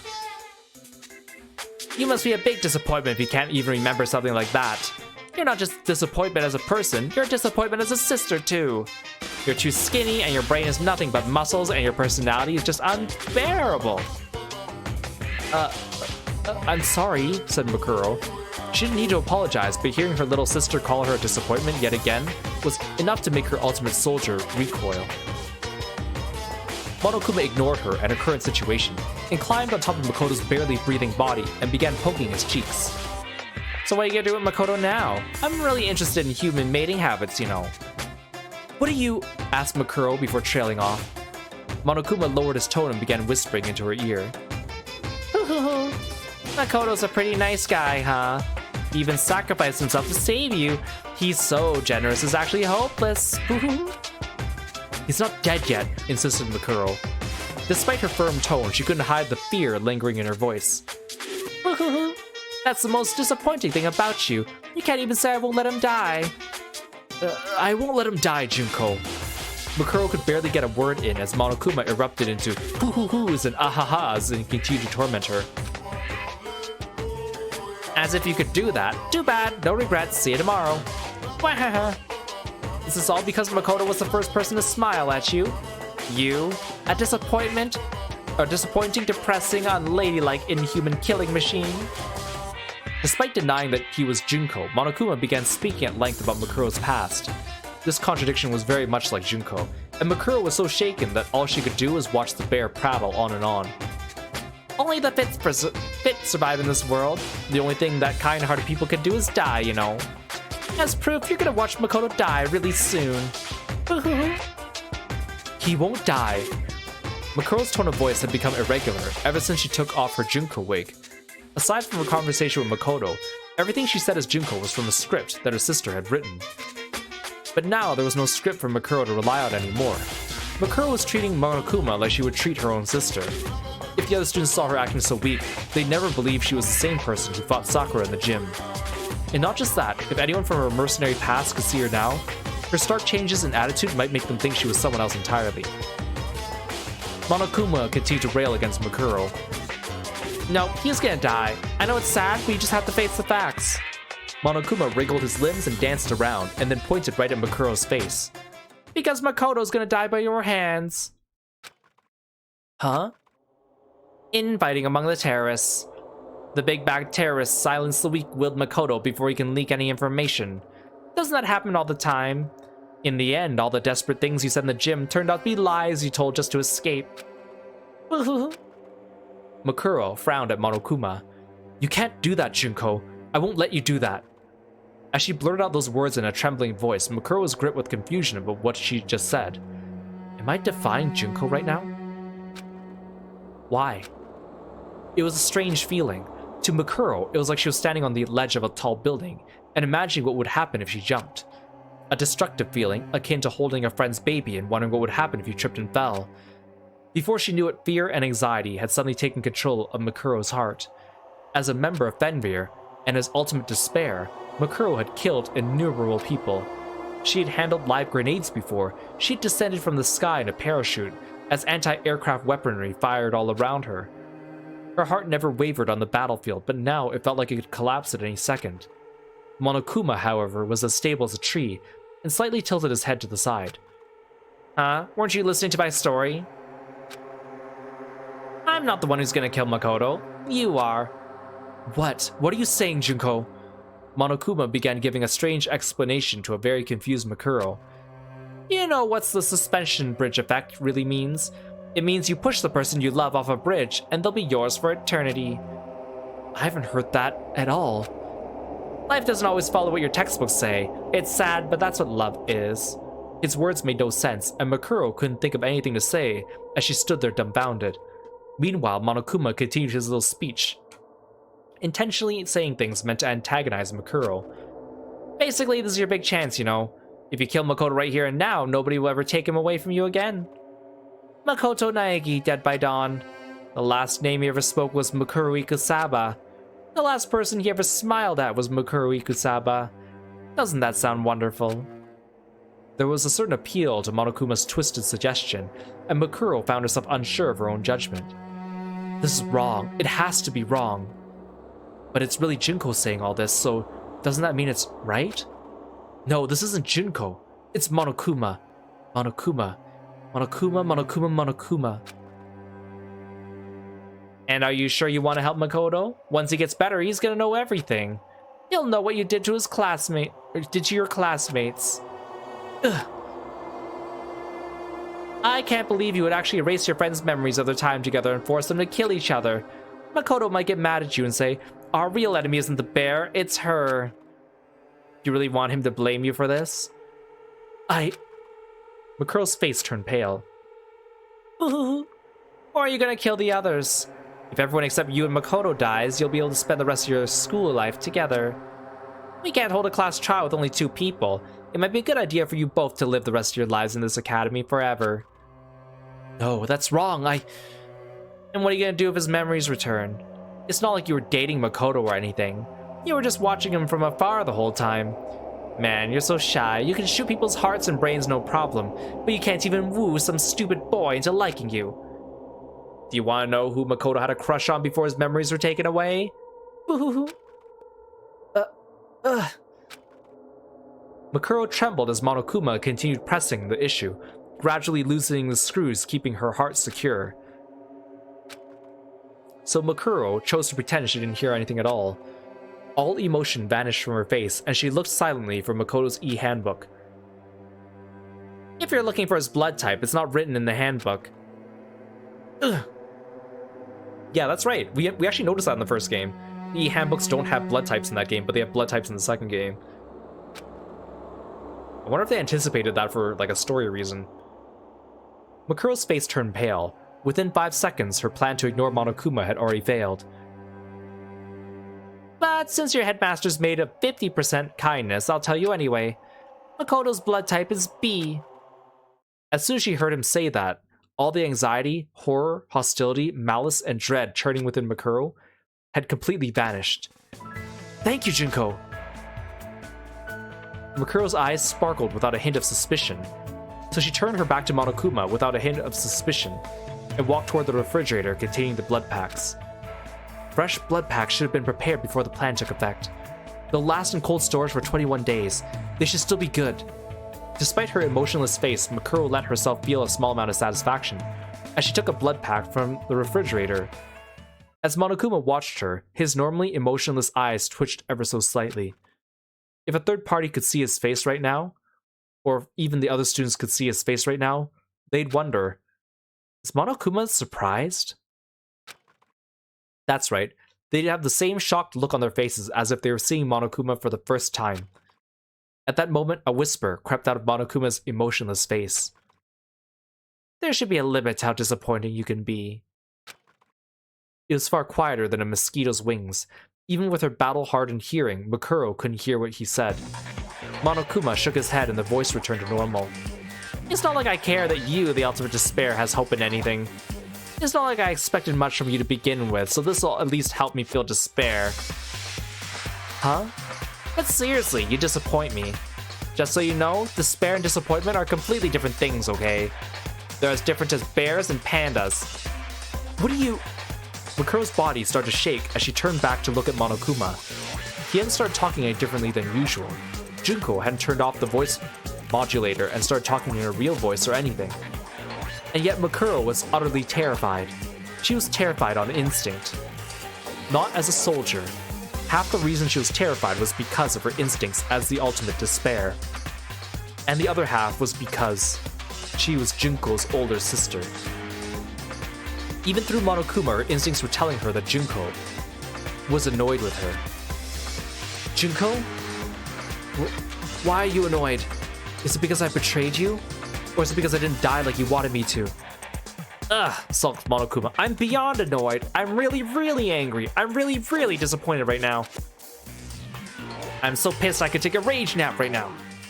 Monokuma's anger didn't seem any different from his usual anger toward the students, but Mikuro could instinctively sense another emotion mixed with it. Right now, she could feel that Junko was feeling hopeless disappointment. It's normal for someone who's disappointed to lose hope, but for ultimate despair, disappointment means something else entirely. To them, disappointment was tantamount to losing despair itself. Mikuro was a member of Ultimate Despair. At her sister's behest, Mikuro had soiled her hands many times in order to fill the world with despair. Despite her pride toward being a member of Ultimate Despair, there was a clear difference between Mikuro and her sister. Junko Enoshima was despair incarnate. She was born in despair, letting it infect other people's hope so it could rot them from the inside out, twisting them into her own image. For Junko, feeling hope was his own despair. Creating despair in others created despair in herself, which caused her to feel both intense pain and intense bliss. Junko had walked the fracture created from the conflict between pleasure and penance all her life. Eventually, the fracture would widen until it swallowed the world and tore it in half. But Mikuro, on the other hand, had neither hope nor despair for the world. At least not when she was a member of Fenrir. Ever since she was a child, Mikuro believed she was meant to spread despair because of her sister. She didn't harbor any ill will toward the world. She simply accepted she was meant to spread despair, and chose to walk the same path as her sister. The doubt she felt was only a recent development. When Junko told her about the plan, when she watched the whole world burn at the hands of terrorists wearing Monokuma masks, she never wavered once. However, as soon as she heard about her sister's plan to make their classmates kill each other, Makoto included, a strange feeling began to stir within her. What started as a seed of doubt soon grew into a thorny vine ensnaring Mikuro's feet. As soon as she disguised herself as Junko and finished meeting the other students, as soon as she had confirmed that everyone's memories had been completely taken away, that vine began tightening around Mikuro's heart. They're gone. Junko's the only one who knows about me now.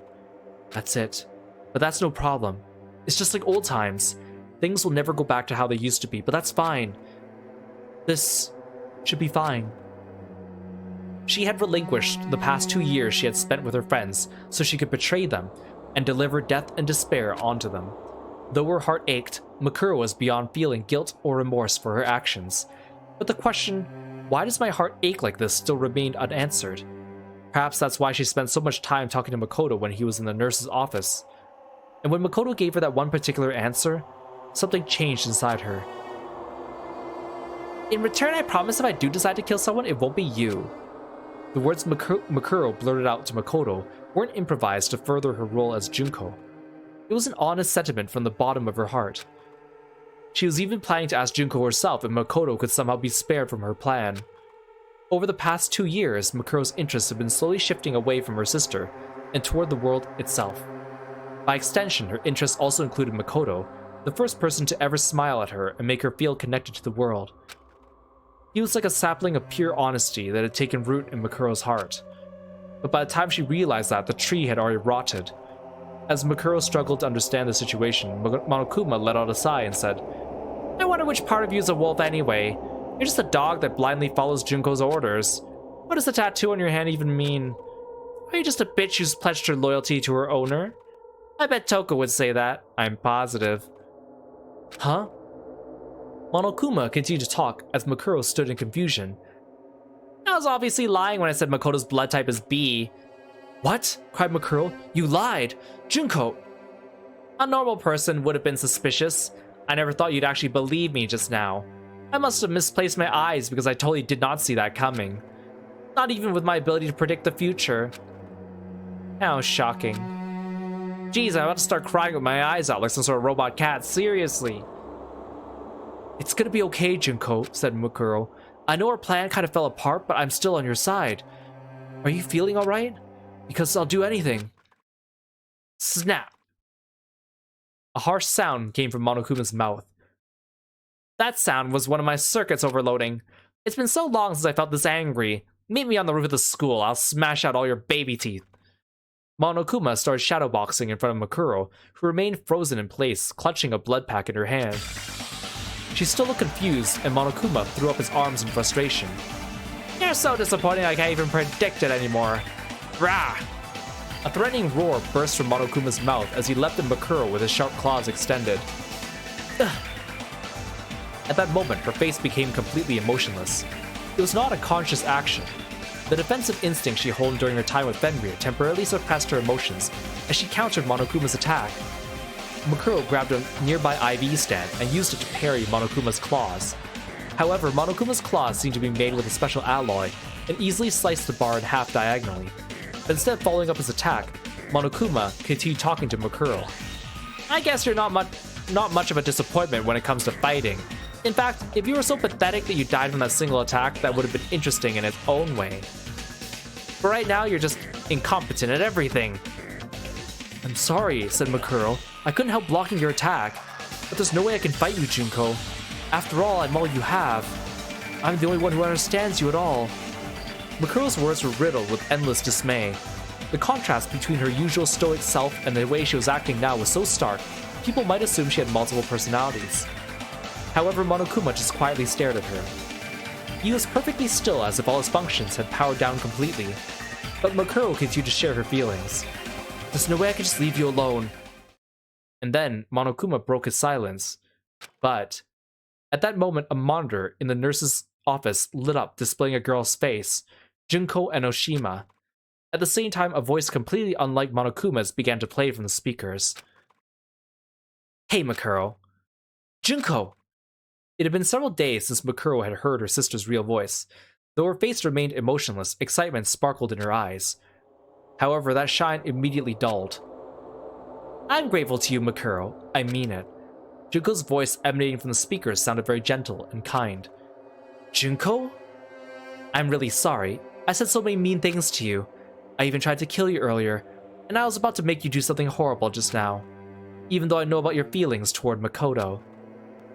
You don't have to force yourself. Even if you didn't notice, it was totally obvious at anyone looking at you. You never cared about the class photos. When Makoto said he was going to take one, you made sure you were facing the camera." And then, Junko Enoshima, the ultimate despair, flashed a smile. A pure, sweet smile. On the monitor, she looked like a normal high school girl teasing her older sister, and yet Makuro could feel despair and anxiety encasing themselves around her. "I've always thought you should have tried hard to take pictures with Makoto, but I guess that's what makes you so disappointing. Still, even though you're disappointing and annoying, I still love you." Makuro trembled upon hearing those words. "I love you." That's all she ever wanted to hear her sister say. Makuro believed. No matter what Junko said, she believed she really loved her. She believed she was the only one who could truly understand the despair known as Junko Enoshima. She was naive. As soon as she heard Junko say "I love you," Makuro realized she never completely understood her sister. It was only at that moment that Makuro finally understood her sister's feelings. Junko's words right now were kind. Perhaps that kindness was completely honest. The words "I love you" might have been true as well. However, for Junko and Oshima, this was her way of saying goodbye. She was severing the ties between them. It was painfully clear to Makuro. And then, before she could even say anything, the girl in the monitor made a remark that cut Makuro to the bone. "I'm sure someday you'll make your dreams come true." Ultimate Despairs never talked to each other like this. A simple truth stabbed into Makuro's heart. Junko had no further use for her. Her own sister was parting ways with her. Makuro had dedicated over 10 years of her life to the cause of Ultimate Despair, and at this moment it all counted for nothing. But those years no longer mattered to Makuro. Her sister's rejection was more than enough to send her into the depths of despair. That's why Makuro, even now, clung to a small sliver of hope. Meanwhile, Junko was still on the monitor. "Yeah, right, did you really think I'd say something that nice? You're so annoying, can't you just hurry up and disappear already?" Makuro hoped Junko would say something like that. She hoped she'd start verbally abusing her again, or call her useless and incompetent. Makuro was no masochist, but she preferred to be showered with bullets and contempt than endure this kind of emotional pain. But, "I love you, Makuro. Bye-bye." The monitor went black, leaving Makuro to process the horrible goodbye she just received. As if on cue, Monokuma started moving again. "Isn't family love so nice? By the way, did you know that in about half of all the murder cases, the killer is a family member?" Monokuma spoke in his usual tone of voice, but it was unclear if his words were getting through to Makuro. Makuro let the blood pack in her hand fall to the floor and tightened her grip on the iron bar she was still holding. "I'm sorry. I'm sorry. I'm sorry. I'm sorry. Junko, I'm so sorry. I'm sorry." She mumbled quietly as if she was chanting a spell and walked past the blood pack on the floor to Makoto's bedside with the iron bar in her hands. "I'll do it properly. I'll make sure I do it. So...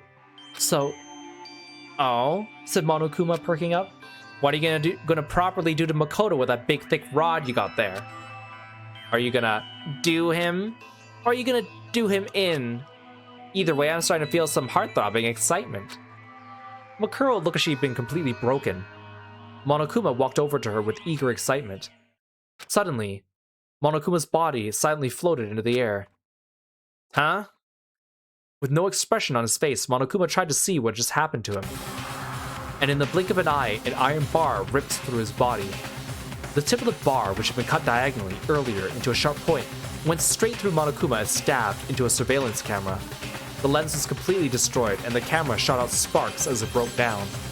The iron bar was still stabbed into the surveillance camera as Monokuma dangled from the other end. He opened his mouth as if to say something, but only static came out. A few seconds later, his functions came to a complete stop. Without making a sound at all, Makuro had kicked Monokuma into the air. As soon as Monokuma's power source and his bomb circuit had perfectly aligned with the surveillance camera in the nurse's office, Makuro plunged the iron bar into all three of them. No normal human being has the skill to utilize such a technique. Not even an ultimate. All the hesitation within Makuro had vanished. Her eyes sparkled like a panther stalking its prey at night. A tense aura surrounded Makuro, even more so than when she fought Sakura earlier. Ignoring Monokuma's lifeless form, she looked at Makoto as he breathed softly and remembered her sister's parting words. "So this is despair." She mumbled to herself. "I'm so sorry, Junko. I never really understood what despair was." She spoke without emotion like a machine. "But it's gonna be alright now. I finally understand." Hidden within her, passions began to stir. "So, I'll make sure I make you happy, Junko. I'll make sure I fill you with despair. I'll save Makoto. I'll make sure the others don't die. I'll let them escape from this place. I'll deal with the people on the outside too.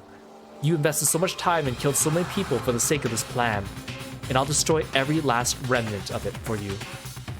This was not an act of vengeance towards her sister who had abandoned her. This was an act of mercy.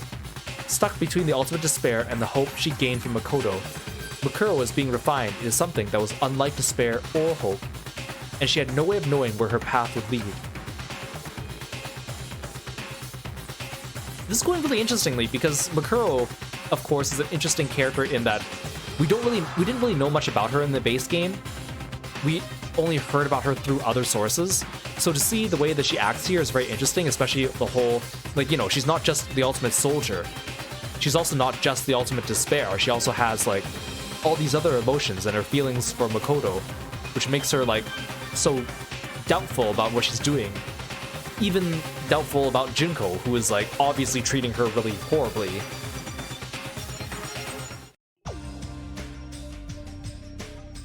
Oh, okay. I guess we're playing the relaxing music now. Over 10 minutes had passed. The sound of the students leaving the gym and making their way to the nurse's office rang throughout the hall. Genocide Jack had continued to dodge Sakura's attacks with her tricky movements. But when Byakuya blurted out, "Enough already, you irritating pervert," Genocide Jack stopped in her tracks. Oh my. Getting chewed up by my bespeckled Byakuya is making my masochistic side get all tingly. They say the line between sadism and masochism is paper thin, but in my case, it's more like a Venn diagram. Words can't explain these hot waves of passion squirming from the top of my head to the tips of my toes. As she rambled incoherently about Byakuya, the other students tied her up with a microphone cable from the gym and locked her in her room. Half the students stayed behind to keep an eye on her, while the rest left to search the grounds of the school.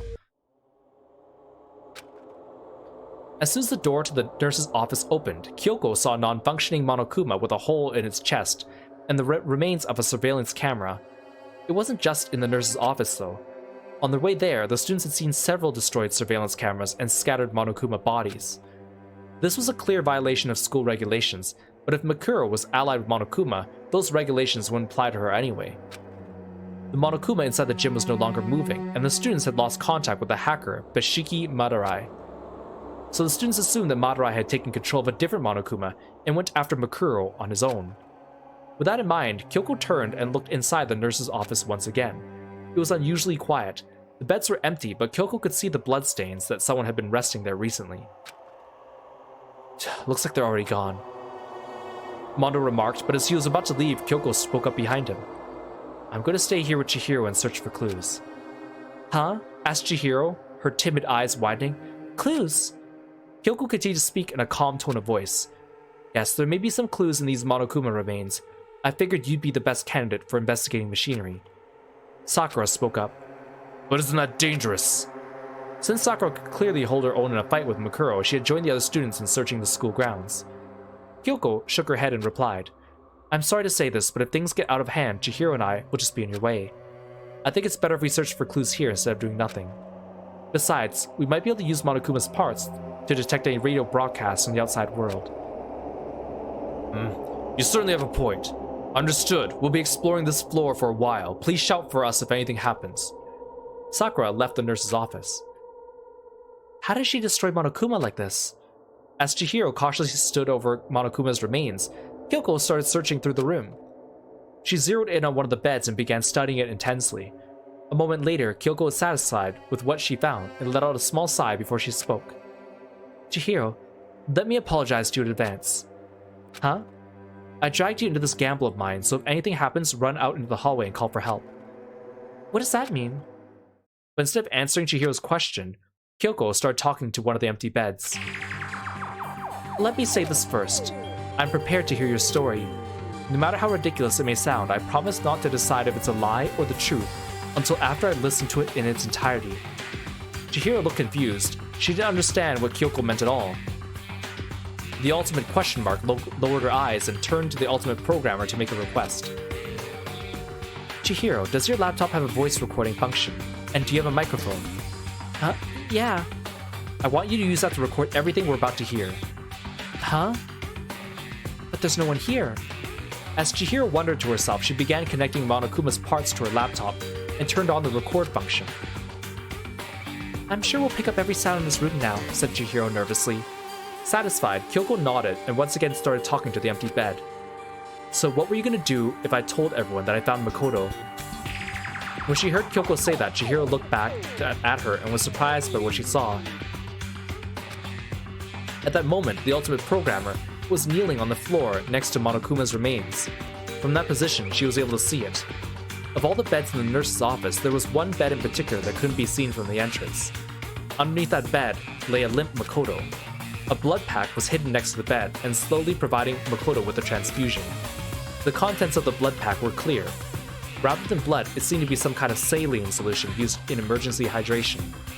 Though it wouldn't be as effective as an actual blood transfusion, it was enough to keep him from going into shock. Though that was the extent of Chihiro's medical knowledge. She was already surprised that Makoto had been in the nurse's office this whole time. Not only that, but Kyoko wasn't talking to the bed that Makoto was under, which sent chills throughout Chihiro's body. However, there was nobody under the bed that Kyoko was facing. But the moment Chihiro noticed that, a voice rang out from underneath it. As soon as everyone's attention was focused on Makoto, I was planning to take advantage of that opportunity to take someone hostage. As Chihiro cautiously lowered her head until it was nearly touching the floor, she was able to make out who was talking. Surprisingly, the person hiding there was clinging to the frame of the bed, like a ninja clinging to the ceiling. Presumably, if someone had glanced under the bed quickly, they wouldn't have noticed anybody was there. Though Chihiro had no idea how the person was able to hide under the bed for so long, she could at least understand that their strength was beyond normal human levels. There was no question that the person hiding under the bed was Mikuro Ikusaba. But you pretended not to notice. Why? Makuro's voice was as cold as ice, but Kyoko didn't even flinch as she responded. Because I want to hear your side of the story. I knew you were hiding under that bed. Compared to the others, the frame was slightly more pronounced. Chihiro tried comparing the beds to see if this was true, but she couldn't tell the difference at all. Only Kyoko's natural observation skills could let her see something like that. Makuro seemed to come to a similar conclusion and appeared from under the bed without making a sound.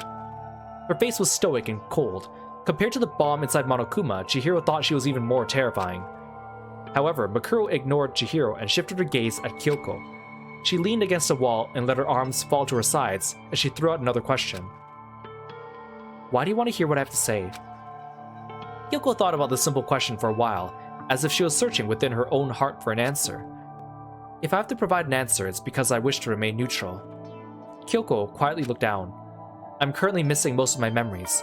I don't know who I am or what talent I had to be accepted into this school. She could hear Chihiro gasp behind her, but Kyoko didn't mind and continued. But even so, I believe I should listen to what you have to say. Regardless of whether you're good or evil, I must hear all the facts in order to know the truth. Good and evil don't matter. I'll come to a conclusion based on what I see and hear. I think that's the methodology that's been instilled into me. I see. I completely forgot you were like that, Kyoko. But before I listen to what you have to say, I'd like to ask you one question first.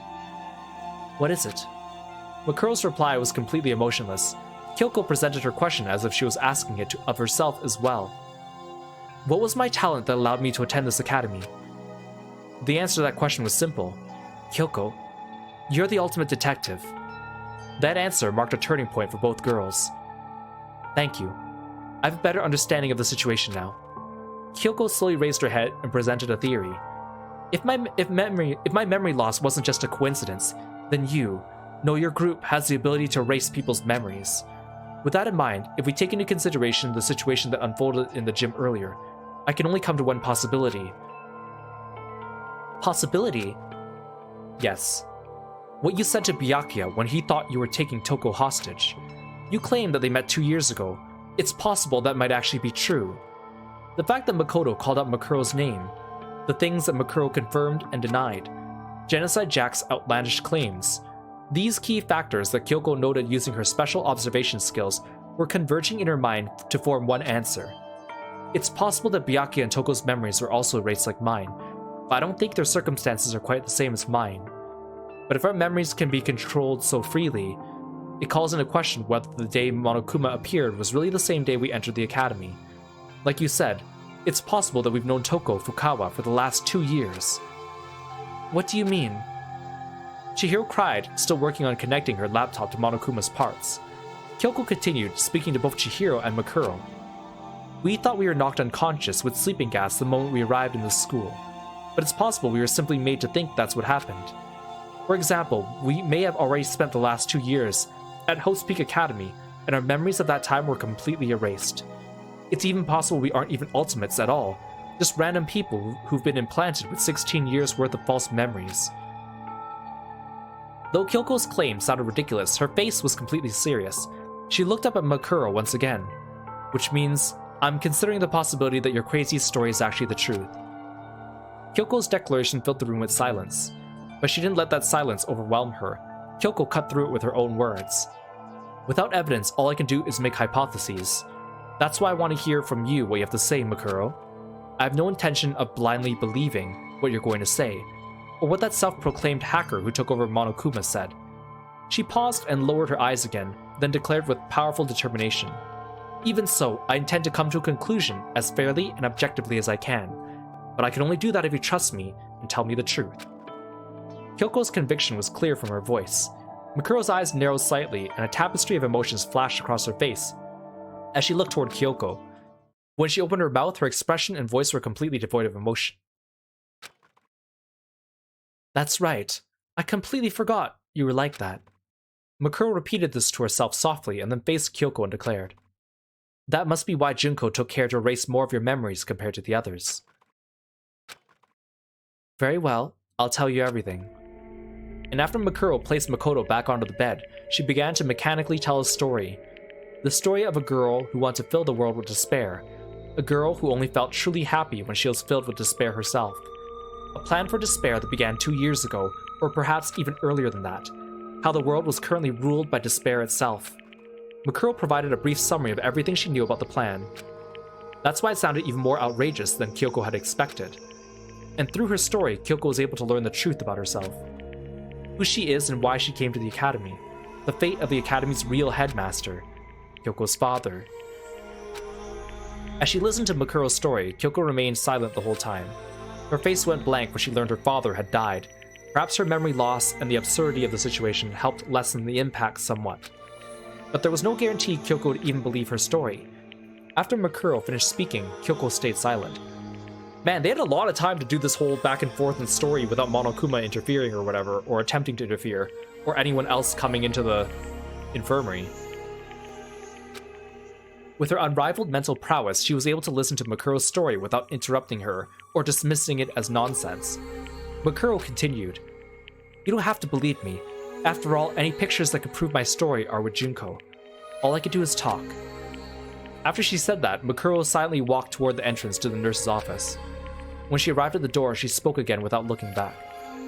But even if you don't believe me, you still listened to everything I had to say, so Kyoko, Chihiro, thank you. After apologizing in such a strange tone of voice, she turned to the bed where Makoto lay, breathing weakly. Make sure Makoto stays rested. When he wakes up, make sure you give him some sports drinks from the dining hall or supply room to drink. Please. Of course, but what are you gonna do now? Asked Kyoko. Mikuro straightened herself up. Despair. Huh? I need to make Junko feel despair. Mikuro continued mumbling to herself as she opened the door. There's nothing else I could do. No, there is something you could do. Huh? Mikuro stopped walking as Kyoko spoke firmly. Regardless of whether Monokuma is really Junko Enoshima or Beshiki Madurai, if you're dealing with him, he won't be able to lay a finger on Makoto. I don't fully trust you, but if you're really concerned for Makoto's life, I'm willing to work with you. Unlike Beshiki, who's probably abandoned him already, right? I'm sorry, I don't really work well with others. Mikuro looked away and then bowed her head as she left the nurse's office. Actually, it's kind of nice seeing Kyoko extend her help to someone else, because she was also a lone wolf in the main game. But, I'll do my best. The door's closed and Mikuro is gone. I'm sorry for involving you in something so dangerous, Chihiro. As she continued to organize the vast amount of information that Mikuro gave her, Kyoko turned to Chihiro, who was still working on Monokuma. As she trembled with fear, Chihiro slowly looked back at Kyoko. Kyoko? About what Mikuro just said now? Chihiro's face turned pale as she struggled with her words, and Kyoko tried to calm her down. We can't determine if anything she told us was true or not. There's no need to be afraid. But Chihiro shook her head and returned to looking at her laptop. I think she's telling the truth. What are you basing that on? Well, it looks like Monokuma is really being controlled from the outside. Part of Monokuma's system had been connected to Chihiro's laptop, and she was analyzing the data within its control system. And it was then that the ultimate programmer noticed something unusual about it. This control program, I thought it'd be another year before the system became fully operational. Chihiro started trembling so much she was unable to continue speaking. We can't confirm that, said Kyoko, proposing another possibility to avoid jumping to conclusions. It's possible a similar program is being developed in secret. But Chihiro adamantly shook her head and said, No, that's not it. It just looks really familiar to me. Kyoko looked over at Chihiro's trembling shoulders to peer at the screen, and that's when she noticed. This program. Chihiro, did you create this? All the ultimate programmer could do was nod weakly. First floor, main hall. Makuro continued moving forward, and was fortunate enough not to encounter Sakura or Mondo. With no interference from anyone, she made her way to a hall as large as the gym, and stood before the sealed main entrance. See, the thing is, at this point in the story, these characters only have access to the first floor. So there's no way they should be spread out enough that she didn't run into anyone. But whatever. Suddenly, Monokuma popped out from the shadows to block her path. Again, it's weird that he didn't come into the infirmary either. Within this hall, there resembled a nuclear bomb shelter, replete with all manner of heavy weaponry. Monokuma's silhouette was conspicuously out of place here. His laughter rang throughout the room as he wiggled his body from side to side. What are you doing at the nurse's office? Did you eliminate your rival for Makoto's affections? Or did you help play matchmaker instead? Either way, don't you think it's kind of adorable to put Makoto and Kyoko in this kind of situation together? If this was a suspense film, those two would be the last couple standing. But if this was a horror film, they'd just die anyway. The killer was alive all along. Splat goes the blood, plop goes the meat. I'm a huge fan of endings where the characters think they're gonna live, but they're really headed to a final destination. Wait, what the hell is a tenation? What does that even mean? Despite Monokuma's angry complaints, Makuro remained unperturbed. She continued to stare icy daggers at Monokuma, as if she was waiting for him to finish speaking. Well, anyway, I'm just so sad right now. A regulation-breaking delinquent is disrupting the harmony of this peaceful academy. I can't even keep one of my students from running wild. Time to say goodbye to your incompetent headmaster. I'm gonna use Monokuma Evolution to become a big Magnum headmaster and mold you into a decent student. As soon as he says that, Monokuma extended his claws and waddled toward Makuro. So if I'm gonna mold you, then I'm gonna kill you first. Right as he finished speaking, Monokuma suddenly charged at Makuro like a spiked volleyball. But Makuro was faster and dodged Monokuma's attack. She jumped back, keeping her distance from Monokuma just in case his claws could extend even longer. Just then, a shadowy figure appeared next to her. Ugh. Makuro twisted her body to its limits and just narrowly evaded the figure's attack. When she landed on the floor, she immediately saw... Ooh. So what does the immortal killer want anyway? Are you going to tell the others the truth and escape with them? Even though you know what the outside world is like right now. Two Monokumas were speaking to Makuro in unison. Honestly, I don't mind if you do that. I just imagine the look on everyone's face when they discover the truth. It fills me with such heart-throbbing excitement. The two Monokumas continue to speak in stereo sound. You said you destroyed my plans, but there's no happy ending waiting for you, no matter which route you take. And you only have yourself to blame for that. Don't tell me you thought they'd be grateful to you. Even if you guys escape here, do you think they'll still forgive you when they get a whiff of that nasty air outside? Some of them might prefer to stay in the school, and some of them might resent you for being kind and showing them the truth. Then again, this is all your fault anyway, so it doesn't really matter what they think of you. Monokuma made a little mistake.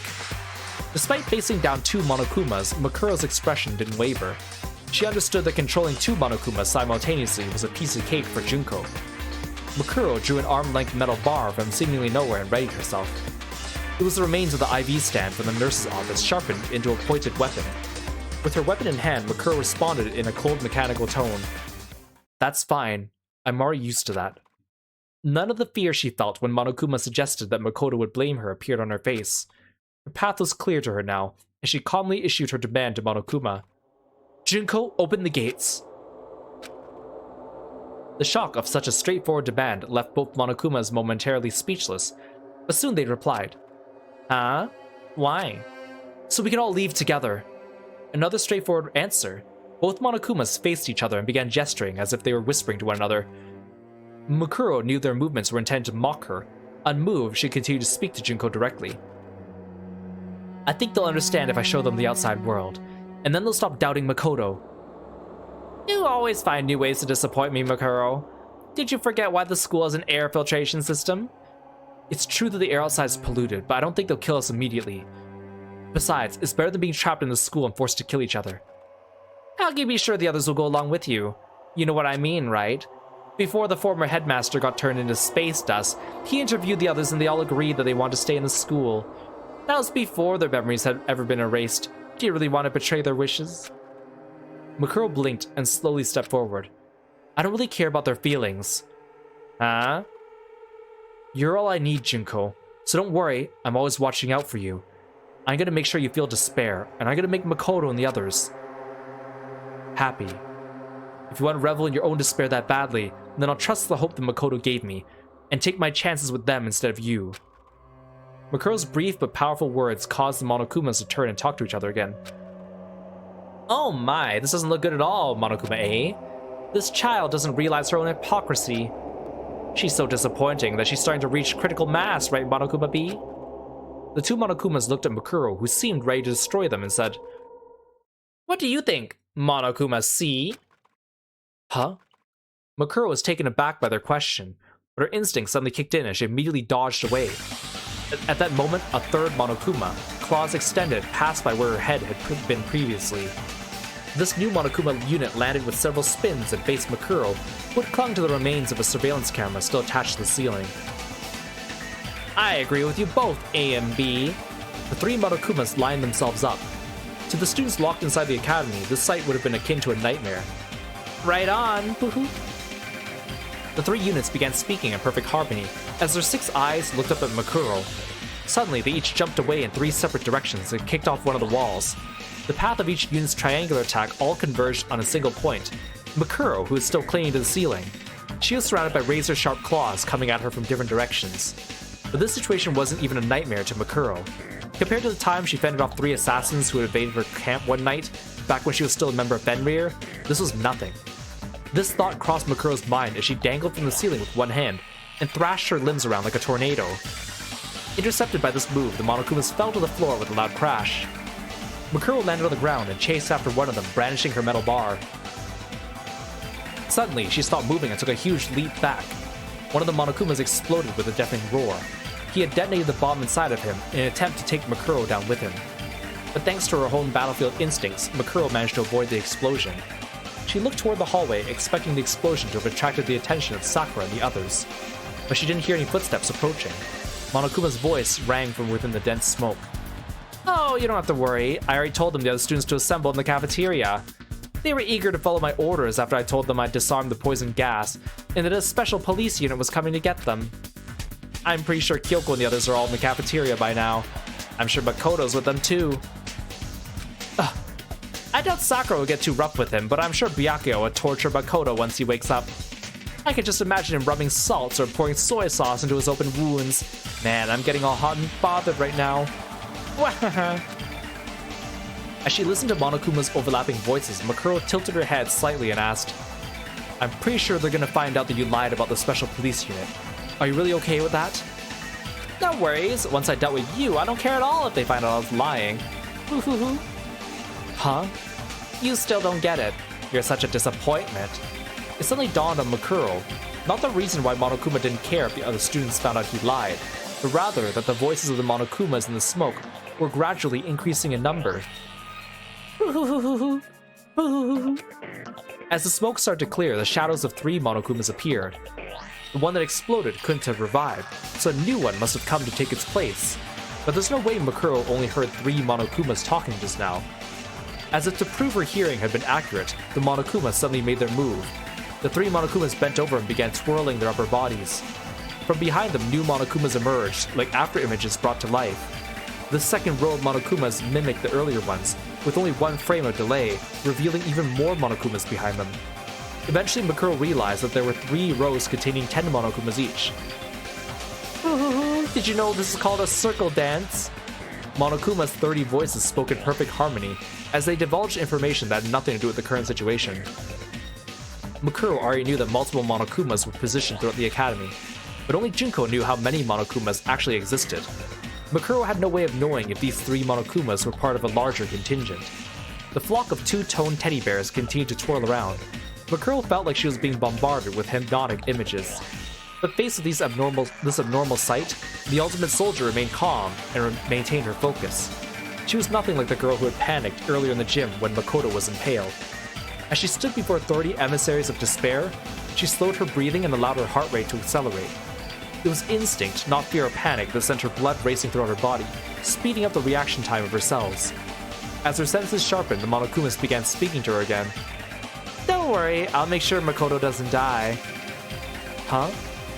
"As long as everyone lives, I can reset their memories as many times as I want." Huh? Woohoo, that's right, all your effort, hope, dreams, and determination are going right in the garbage heap. The Monokumas took turns speaking in groups of 10, as if the mastermind controlling the Monokumas wanted to show off her ability to manipulate them. However, the ultimate soldier knew what the true purpose behind all this was. She strained her ears to their limit and noticed a certain sound hidden among the Monokumas' voices. Makuro's face remained perfectly still as she kicked off the floor.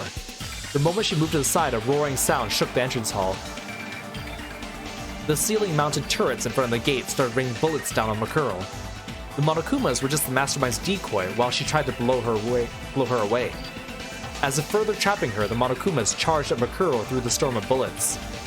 Makuro guessed that the mastermind programmed their movements in advance so they wouldn't get hit by a single bullet. She ran for the gates, evading waves of bullets and claws every step of the way. Programming 30 Monokumas and 2 turrets while also predicting Makuro's escape route. This would be considered impossible for anyone, but Makuro knew it was possible for Junko. As Ultimate Despair, she possessed despair-inducing abilities that surpassed the capabilities of any normal human. Her display of power was only fulfilling Makuro with despair. Despair. The scene playing out in front of Makuro was brimming with despair. The adorably deadly Monokumas laughed and danced like reapers as bullets whizzed through the air. It was despair to the point of absurdity, and it was all for Makuro. But in the presence of such despair, Makuro felt a strange serenity. For me. Junko's doing all this for me? Junko, are you watching me right now? In the end, perhaps Makuro really was a disappointment. She clenched her fists. Junko, thank you. The sound of gunfire overshadowed her whisper, and Makuro fell completely silent. As a member of Ultimate Despair, Makuro's heart was filled with joy. Though she was filled with emotion, her eyes had lost their sparkle. Silence filled the air. Even the gunfire from the turret seemed to stop for a moment. But that was only an illusion to the one controlling Monokuma.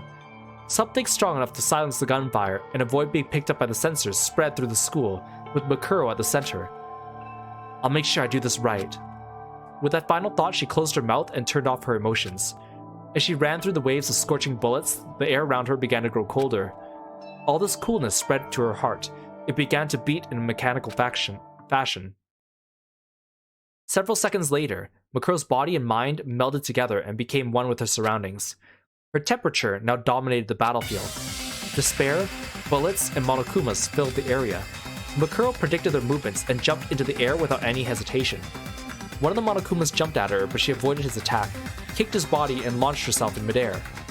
Bullets pierced through the space Makuro was previously occupying, striking the falling Monokuma right through its internal bomb. The impact of the bullet caused it to explode, setting fiery Monokuma parts everywhere. As she rode the blast wave, Makuro bounced herself in midair as she kicked away 2-3 Monokumas that leapt after her. She moved so gracefully that she was practically flying. In contrast, the Monokumas threw themselves into the path of oncoming bullets, exploding one after the other. Some of them exploded near the main entrance, but their blast didn't leave even a scratch. With full control over the entrance hall, Makuro evaded bullets and confirmed the bombs inside Monokuma weren't enough to destroy the door. But she refused to stop. Makuro needed to get information on what she must do to escape the academy. She had no desire to kill Junko. Makuro wanted to fill Junko with despair by instilling hope into the future of Makoto and the other students. That was Makuro's ultimate goal. Get information. In contrast to her determination, her mouth stayed shut. But this did not mean Makuro was not currently speaking to Junko. This situation, this battle of death and destruction, was a conversation of sorts for Makuro. All she knew how to do was fight. She thought she wasn't interested in anything else. She thought she didn't need anything else. All Makuro needed was a sword to fulfill her sister's desire for despair. That purpose alone was the crux of her existence, and she lived her entire life convincing herself she couldn't do anything else. That's why power was like a language to Makuro. The battle to the death revealed more about her heart than mere words ever could. Her words were in the wind of savagery that blows across the battlefield, uprooting others who also speak the language of violence. This was true even against her sister. When Junko would berate her little sister, Mikuro couldn't talk back. All she could do was cower and apologize profusely. But it's different now. For the first time, Junko was using a language her sister actually recognized. The child of despair who tore the world apart was speaking to her sister with the language of power. Mikuro's heart filled with joy. Hey Lord, welcome to the stream, thanks for stopping by. For that reason, she strengthened her focus on her conversation with Junko, and that emotion began to gradually disappear. On this frigid battlefield, Mikuro continued her heated conversation. Endless rounds of despair fired from the school's turrets. But Mikuro's words intercepted every last violent shot that threatened to shatter her body and mind in half. She quickly realized that the Monokumas hadn't decreased in number at all, no matter how many she kept destroying. Not only that, she noticed that more Monokumas had been joining the fray until there were nearly 50 of them for Mikuro to fight. But Mikuro's resolve wouldn't break so easily. As she continued to wield her power, her heart began to fill with something that was neither hope nor despair. She learned despair from being abandoned by Junko, and she learned hope from her acts of violence. For Mikuro, who had no interest in this world, the small space in front of the gate was a reflection of her life, a representation of her perfect world. This disappointed girl, filled with endless disappointment, who knew of no other way to live, continued her lonely dance. She surrendered herself to the rhythm of despair, which accompanies her music of hope. Man, how much longer do we have to go? Another hour, maybe? Maybe just under an hour? Computer room's innermost area, Monokuma room. How much time had passed? The surveillance cameras at the gates were capturing footage of countless Monokumas falling at the hands of a child who fought like a raging demon. The Monokumas bolstered their numbers, and now 100 of them were trying to sink their claws into Mikuro. Most of them were running on autopilot, reacting to her movements based on prior information they had received in advance. But despite standing before hundreds of mechanical adversaries, Mikuro's face showed no fear. She hadn't sustained a single injury, giving her a presence that was nearly divine to behold. Though Sakura Ogami was powerful enough to injure her arm, Mikuro in her current state could potentially fight Sakura to a draw now without relying on firearms. She took complete control of the battlefield, taking in her surroundings as if they were part of herself. She dodged attacks from the rear, as though she had eyes on the back of her head, and stabbed through Monokuma's weak points with her metal bar. I also realized Mikuro's probably still wearing her Junko disguise, isn't she? Or at least like the clothes. No matter where the attacks came from, Mikuro deflected them as if her skin was covered in eyes. Describing her as ultimate no longer did her justice. Mikuro had transcended the boundaries of humanity and become a pure killing machine. But despite that, even though she understood that the ludicrous power her sister possessed, Junko was not afraid. She felt not one iota of fear. After all Junko can feel is despair. She even started to admire her sister's attempt to fill her with despair. That sentiment quickly filled Junko with an orgiastic ecstasy of despair. Junko knew. She knew that Mikuro was neither hope nor despair. She was just a phenomenon. A disappointed girl who no longer understood herself, who only knew how to be violent because it was all she could believe anymore. Mikuro had become an avatar of destruction beyond that of a military force. She couldn't even be considered a soldier anymore. She was a natural disaster like a typhoon or a tornado. Or perhaps like gravity, she was now a fundamental force of the universe that only existed to bring despair to Junko. The mastermind enjoyed watching her sister go all out. If Mikuro destroyed everything and ruined her life, Junko would still be comforted by the despair. She could just go right ahead and overpower her.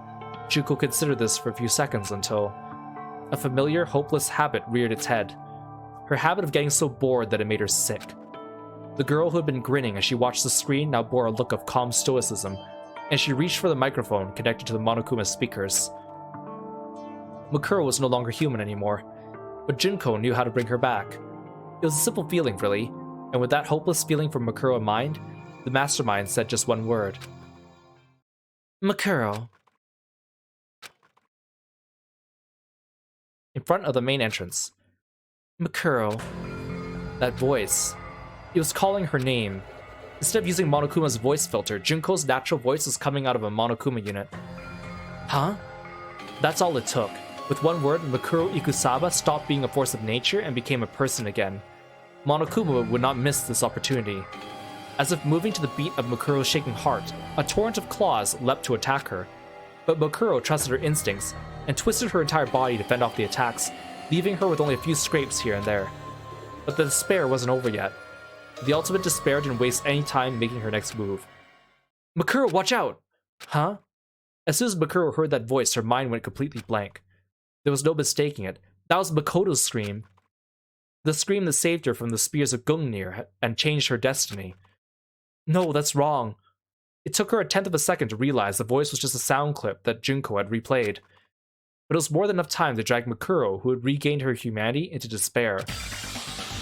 Right when she recovered from a moment of shock, Monokuma appeared behind her and roundhouse kicked her in the temple. She twisted her head to roll with the blow, but at that moment, a different Monokuma attacked her from the opposite side with a headbutt. And as soon as Makuro dodged that attack, 3 Monokumas launched simultaneous dropkicks and knocked her to the ground. Ugh! The fact they weren't using their claws meant they weren't trying to kill Makuro right away. Before she could stand up again, dozens of Monokumas waiting for her on the floor climbed on top of Makuro and pinned her limbs. One of the Monokumas waddled over to Makuro as she lay face down on the floor and laughed. A pretty girl getting pinned by all these knees. I wonder if I should feel more excited about this. Don't make that face. If I wanted to kill you, I'd just pump you full of bullets right now. But I don't think the audience watching this on TV would like that ending very much. I need to make sure I do it the right way this time. What are you planning to do with me? Makuro asked in her emotionless voice. Monokuma guffawed and answered, Nothing, I'm just gonna stick to the original plan and make you play the killing game at the school. I'll erase everyone's memories again, and I'll just make them redo the introduction and the entrance ceremony again. In typical Monokuma fashion, he leaned his face toward Makuro. It'd be boring if we had to redo everything. Hey, this time I'll have you participate as Makuro Ikasaba. Huh? But I'll take away even more of your memories, like I did to that irritating detective girl. You'll just be a poor little girl with no memory at all. As Monokuma talked and wiggled his body from side to side, the other Monokumas danced and twirled around. Amid this fantastical scene, Monokuma continued to describe his hopeless plan in a nonchalant manner. At first you'll be the girl with amnesia and everyone feels sorry for you, but as they unravel the mystery of this academy, they'll find out who you really are. It's exciting to think how they'll treat you when that happens. Knowing you'll probably kill someone purely on instinct. Maybe I should rethink my rules about self-defense. Boo-hoo-hoo. You can't. Her memories would be erased. There's nothing she could do about her classmates hating her, but losing even her childhood memories would mean her connection to Junko would be severed as well. Even if Makuro had no interest in the world, that was unbearable even for her. I've heard of New Game Plus before, but this is the first time I'll get to see New Game Minus. Should I tie you up for fun? Or maybe we should make this game even more masochistic. Forget hard mode, very hard mode and inferno mode. Wanna just skip ahead to impossible mode? Huh?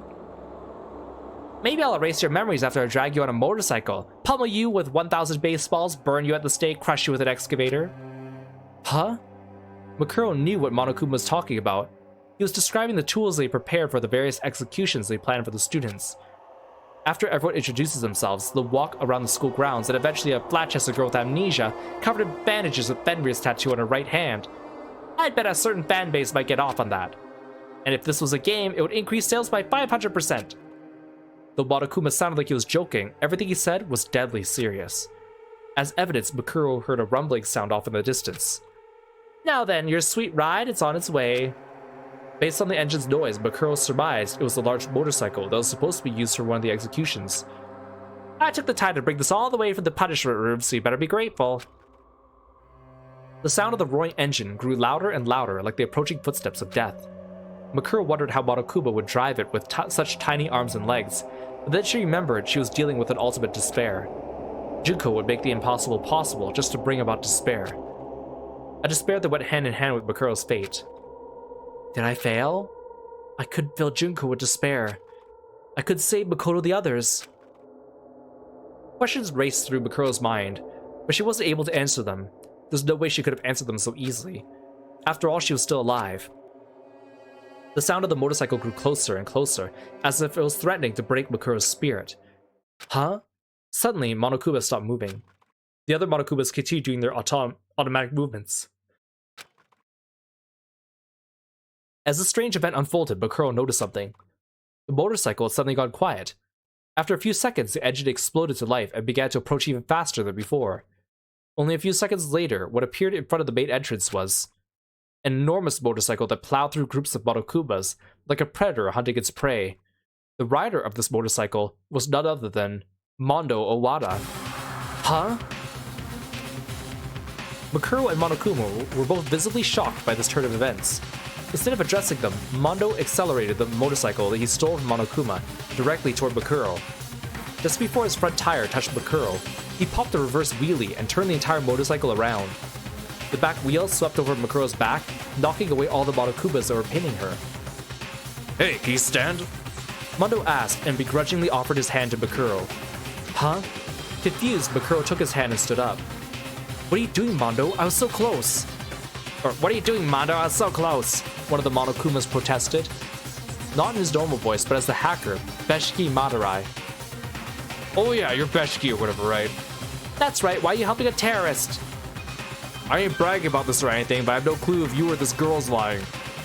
The veins in his temple began to bulge, and his cheeks flushed with anger as Mondo said, "But still, I ain't the type to just stand around while some idiot gangs up on a girl." "What are you saying? Get a hold of yourself. You must be experiencing Stockholm Syndrome. You deluded yourself into thinking you're friends with the criminal who's taking you hostage." Monokuma tried to explain to Mondo, but he ignored him, took Makuro's hand and pulled her onto the back of the motorcycle. "Oh, shut the fuck up. I don't know nothing about Stockholms or syndromes, but don't go acting like you bossed me around." As Mondo shouted, he revved the motorcycle as if he was using it to punctuate his words. The ceiling-mounted turrets began moving, but the two disappeared before the turrets could take aim at the motorcycle. As they zoomed through the hallway, countless Monokumas chased after them, waving their claws wildly through the air. "Why?" asked Makuro. "Huh?" shouted Mondo. His voice was even louder than the sound of the engine. "Don't get the wrong idea. I don't trust you at all." He lowered his voice slightly as if he was whispering to himself. "But still, I don't know why, but I feel like I could trust what he said." "He?" inquired Makuro, but there was no time for questions. The unit leading the Monokumas chasing after the motorcycle had almost caught up to them. And then, like the enormous maw of some fearsome creature, they brandished their claws in perfect unison. At that moment, the motorcycle zoomed by a certain girl. A girl whose fighting ability surpasses that of any normal human. The strongest girl on Earth. With a fighting spirit that defied comprehension, the ultimate martial artist kicked off the floor. A sound even louder than the motorcycle's engine filled the room. When Makuro looked back, she saw Sakura landing on the floor, sending the pack of Monokumas flying several meters away. Sakura? If she heard Makuro mumble her name, Sakura didn't acknowledge it. Like a statue of a fearsome god king, she calmed her breathing as she stood before the pack of Monokumas, ready for battle. "Your pursuit methods seem unbecoming for one who claims to be the ultimate hacker." An overpowering aura seeped from her skin, and her skin shimmered as an intense heat began to fill the hallway. Unlike the power of Makuro's sheer violence, this was the power of martial arts. Makuro froze the air around her, and time along with it. But Sakura was generating enough heat to boil space itself as she stood before the Monokumas. With that heat stinging her back, Makuro looked ahead. Hifumi and Chihiro were cautiously peeking from behind the door leading to the dorms, while Aoi and Taka kept watch from inside the building. After passing by them, Mondo slowed down the motorcycle as he reached the front of the cafeteria and turned in to a complete stop. The other students looked warily at Makuro, but among these students, Makuro noticed two people who weren't regarding her with suspicion. One was Kyoko, who seemed to be studying the situation, and the other one was a skinny boy who was leaning against Kyoko's shoulder. Makoto? Makuro's lips began to tremble as she sat on the back of the motorcycle. Ignoring the pain coursing through his body, Makoto smiled at Makuro and repeated what he said to her earlier. I'm glad you're safe, Makuro." Unfortunately, Makuro was unable to realize her hope of filling her little sister with despair. Indeed, she had successfully planted the seeds of hope into her fellow classmates. Makoto had barely regained consciousness Makoto had barely regained consciousness while Makuro was fighting the horde of Monokumas at the main entrance. When he woke up, he did something extremely simple. He talked about his memories. Most of the students were still skeptical, even after listening to Makuro's recorded confession on Chihiro's laptop. Obviously, they were still not entirely convinced at first when Makoto woke up, but after Sakura asked him a certain question, the ambience completely changed. Then beyond the walls of this school, the world's completely destroyed. You're saying there's no one else alive? Makoto slowly sat up to answer Sakura's meek question. Don't worry. I'm sure Kenichiro is still safe. I'm sure he's still keeping his promise to you. Sakura gasped. Kenichiro was the only man she couldn't defeat, a man who had promised her a rematch and made her one other promise as well. How do you know that name? How do you know about that promise? Because you told me. No. Makoto slowly corrected himself. You told all of us. Sakura was silent after hearing those words. But she then faced the other students and spoke in a loud, clear voice. I'm going to trust Makoto. Sakura! Although Aoi was shocked, Sakura continued to speak with determination. What Makoto just said is something I kept locked away inside my memories. In fact, I was planning to keep that a secret until the day I died. But if I shared that secret, that means there was once a strong bond between Makoto, myself, and with my fellow students as well. Makoto continued to talk in a gentle tone. Though it couldn't have been good for his health, he continued to slowly talk about the memories that the other students no longer had. Why do you know about the story I'm planning to write? Are you a specialist Nen user who can predict the future?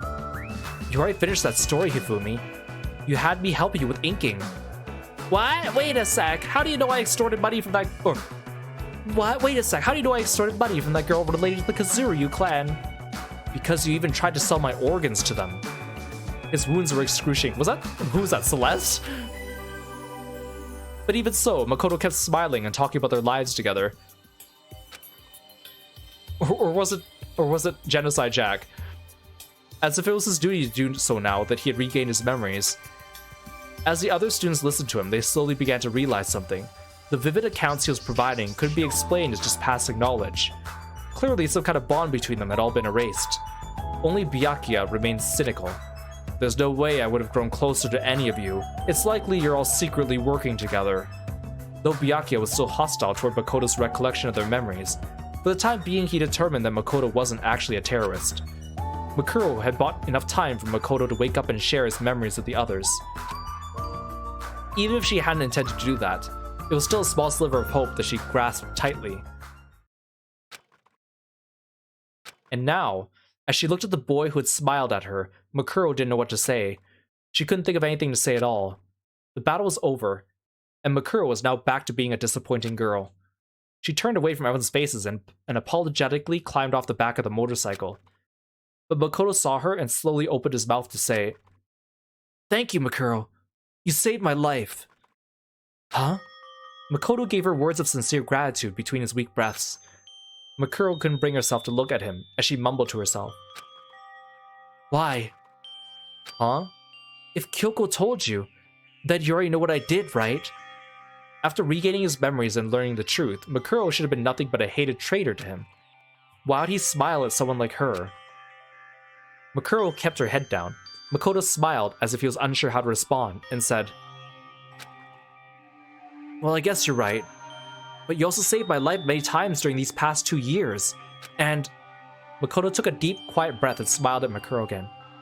You're my friend. We all spent time with each other. It'd be great if you could look for a different path, not despair. And if there's any way I could help you, I will. Do you really think I can walk another path at this point? I don't know what you can do, or even what I could do. But I think it's more important to look for that path instead of actually finding it.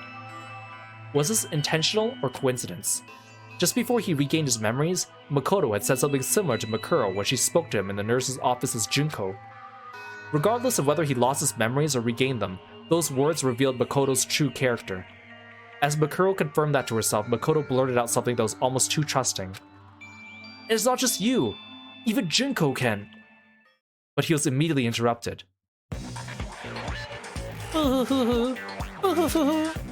Monokuma's face appeared on every monitor in the academy, and his laughter seemed to be coming out of every speaker. I could have kept pretending to be that ultimate hacker, but it's boring to impersonate someone who doesn't even exist. If this keeps up, I'll lose my identity and turn into Konokuma. Kyoko looked up at a surveillance camera and addressed Monokuma directly. You seem to give up pretty easily. There isn't a bear anywhere that gives up as easily as I do. Regardless, I'm pretty sure Chihiro has figured out the secret of my control program by now. So just as I thought, you included that program on purpose. Kyoko realized something when Makuro told her about Junko. There were 2 reasons such a hateful person would intentionally leave an obvious clue inside the Monokuma units. Either Junko wanted the students to learn the truth about the outside world and themselves on their own, and turn their hope into despair, or she was looking forward to that clue resulting in her own plan being undone, which would allow her to feel despair toward herself. She was an angel of everlasting darkness, delighting in her own despair and using it to spread despair and destruction to those around her. Why would someone like that continue to play the role of Monokuma? Actually, I set that program for Chihiro to discover she happened to be one of the final 5 survivors. I feel so sad and empty that my preparation was a waste, but I gotta think about it positively. The word retreat doesn't exist in Monokuma's dictionary. Nervousness began to grip the students as Monokuma continued talking in his relaxing, uplifting voice. Now then, it looks like everyone's here, including Toko, who's still tied up in her room. So let's start the heart-throbbing, exciting, special graduation exam. Huh? The students broke out in noisy confusion, but Monokuma ignored them and kept talking. Don't think about it too hard. Relax, relax. Change Elax to Upert for all I care. I'll still be the most adorable bear here. Byakuya, visibly annoyed when Monokuma's nonsensical rambling, shouted, I already know it's you, Junko. Stop the stupid game and show yourself. Oh my, don't you know? If you want to lure the mastermind out of her heavenly hidey hole, you need to bring a worthy sacrifice. You're not worthy enough at all. Do you really think the mastermind would show herself for your pathetic hope and despair? He roared manically and began to explain the special graduation exam. If you pass my exam, everyone will graduate, but if you fail, you'll be held back for a whole year. I'll reset your memories, give you a fresh new lease on life, and you'll reintroduce yourselves as the start of the school year again. They say people's lives don't come with reset buttons, but I'm not a people. Whether it's soft resets or hard resets, I could do as I please. Yasuhiro seemed confused, but the other students knew what Monokuma meant by reset. He was going to force them to relive their school lives once again. As Yasuhiro struggled to understand, Taka pointed at a nearby monitor and shouted, Stop this already! No matter what you do to us, we'll never commit murder. These past few days should have already made that clear to you. What was that? Jumped Monokuma. Are you serious? Of course, no one here would ever take another human being's life for any reason. As Taka shouted, one of the students, a pale-faced girl standing apart from the others, looked away. It was Sayaka. As she trembled, a voice popped up from behind her. What do you think, Sayaka? Huh? She couldn't even turn around from sheer terror, but Sayaka knew. She knew Monokuma was standing right behind her. You really think none of you will become a killer? Monokuma leaned towards Sayaka and asked her a question only she could hear. By the way, Sayaka, why'd you go to Makoto's room when nothing strange happened yet? Huh? Do you two have an inappropriate relationship? What would your fans think if they found out you made a move on the boy by sneaking into his room? Or were you there for some other reason? She could barely make a sound, much less a scream, as her trembling worsened. Monokuma had nothing to gain by cornering Sayaka and toying with her emotions like this.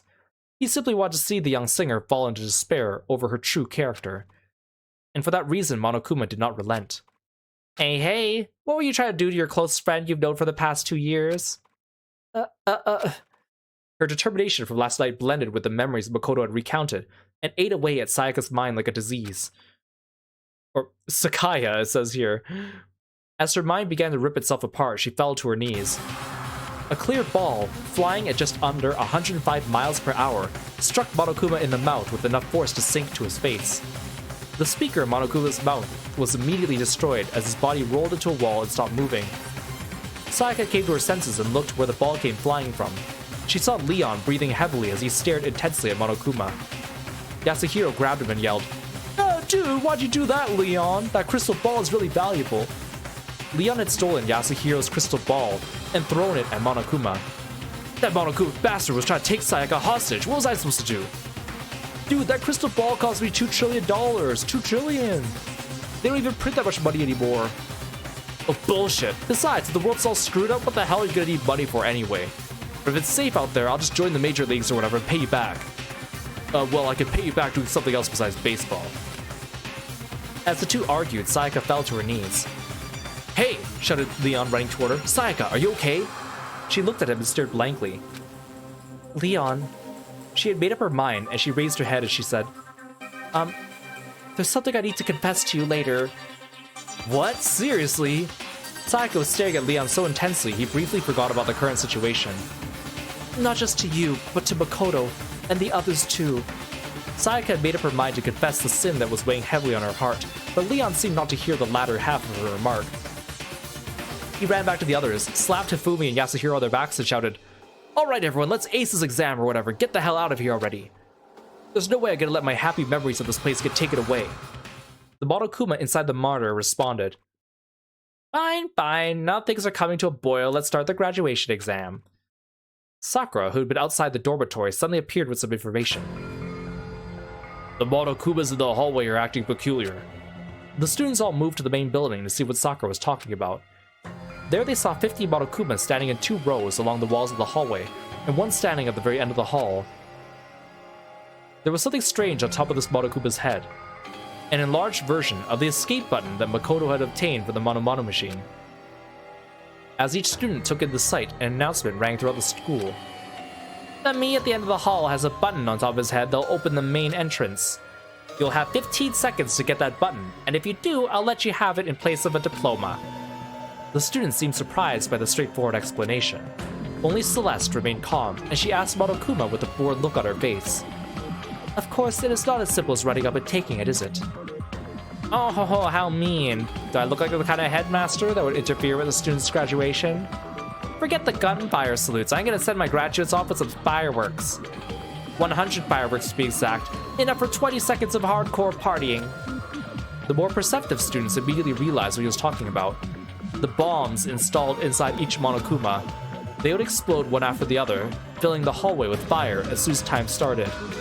After 15 seconds, the me standing at the back of the hall is going to sacrifice himself to give you guys one final firework. By the way, this probably isn't important, but that button isn't very durable. Hoo hoo hoo.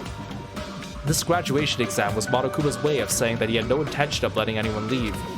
It was clear from the explosion the students saw during the entrance exam that the halls of Hopepeak Academy were bathed in fire.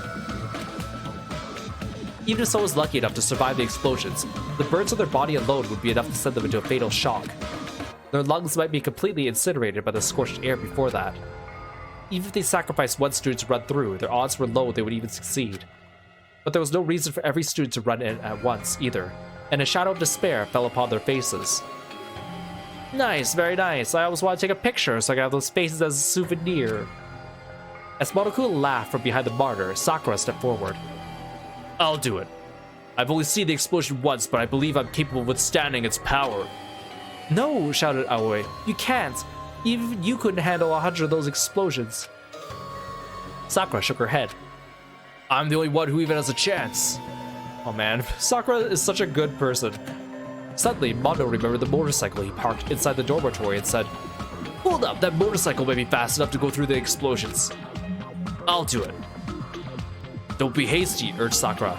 Even if the motorcycle's unharmed by the explosions, that doesn't mean his rider will be. As Sakura and the others continued their debate, one person stepped toward the hallway lined with Monokumas. I'll do it. Makuro, streamed Makoto weakly. Makuro, with her back facing Makoto, turned her head to the side slightly. It gave him a small nod. She knew it would come to this. She knew why Monokuma would pose such an impossible exam.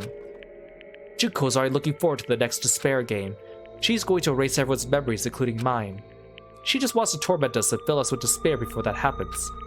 But Makuro knew her sister's personality all too well, and that's why she was confident. She knew the escape button was real. Whenever Junko brought despair to others, she always made sure there was a possibility that despair would befall her instead. If the students won this gamble and made it through the horrible situation, they would finally escape to the outside world. That outcome would obviously fill Junko with immense despair. In the same way she left a clue in Monokuma's control program, Junko could not be satisfied unless she took pains to assure her own destruction. It was this quality that made Junko the ultimate despair. That's why Makuro was determined to do it. She knew she was the only person who stood a chance of making that outcome possible, even if she had to risk her life. But right now Makuro wanted to live more than anything. She wanted to hold on to this world, a world she had no interest in previously. She didn't even know if this hesitation she felt was disappointing or not. but she wanted to live and continue searching for a new path. A path where she could abandon her submission to despair, where she could accept the sins of the past and continue to live. Mikuro, who's known as a war machine, found her heart beset by overwhelming fear and anxiety. Until now, it never occurred to her that determination was necessary to live. As if she was brushing that fear aside, she quietly said, Thank you, Makoto. Unfortunately, the words she said to the boy who showed her new possibilities never reached his ears. Sakura, however, heard her and frowned as she said, If you're planning to sacrifice yourself as an act of penance, I'll stop you with all my power. Though her words were firm, there was an unmistakable affection hiding in them. Both girls had dedicated their lives to battle, and yet Mikuro felt a twinge of jealousy towards Sakura for possessing something she lacked. Mikuro leaned towards Sakura and whispered in her ear, What? Are you serious? As Sakura's frown intensified, Monokuma's voice blared through the halls. Alright, I gotta start the exam now. Ready, set, go. There was no time for questions or objections. The frontmost Monokuma exploded, sending a roaring wave of heat through the hall. But Mikuro didn't look away. She began moving, powered by resolute determination. Monokuma Room. As soon as the graduation exam started, the mastermind focused her control entirely on the Monokuma holding the escape button, and completely synchronized her field of vision with it. She knew what was going to happen next. She could predict what her sister Mikuro would do in this exact situation, where she would choose to focus her superhuman skill with weaponry. And so, through Monokuma's eyes, she watched the scene unfold exactly as she had predicted. A pointed metal bar burst through the explosions, heading straight for the weak point of the Monokuma holding the escape button. Specifically, it was aiming for the point where the bomb's detonation system and Monokuma's power source overlapped. It flew straight and true, as if it had been fired by a master archer. In order to bring despair to Monokuma, and by extension Junko as well, the super soldier known as Mukuro Ikusaba threw the pipe like a spear so it could attack the same weak point she had pierced in the nurse's office. As explosions filled the hallway until only fire remained visible, the spear's speed and precision as it soared through its target defied all human logic. But the mastermind knew. She knew Mikuro had used her power to fill the world with despair. Power was all that disappointing girl had. But that power was useless against Monokuma.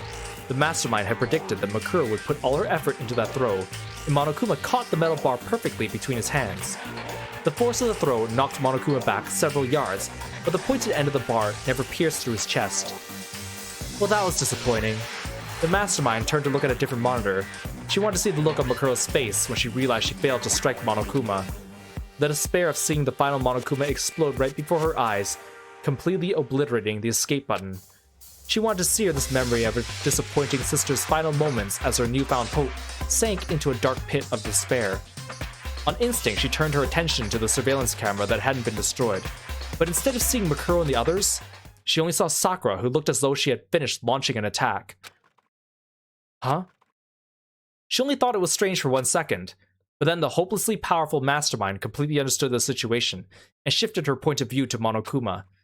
But because of that single second, Junko would feel just a pang of despair. 3 seconds left. Amid the smoke, flames, and heat encircling the hallway, it burst through with the speed of a cannon shell.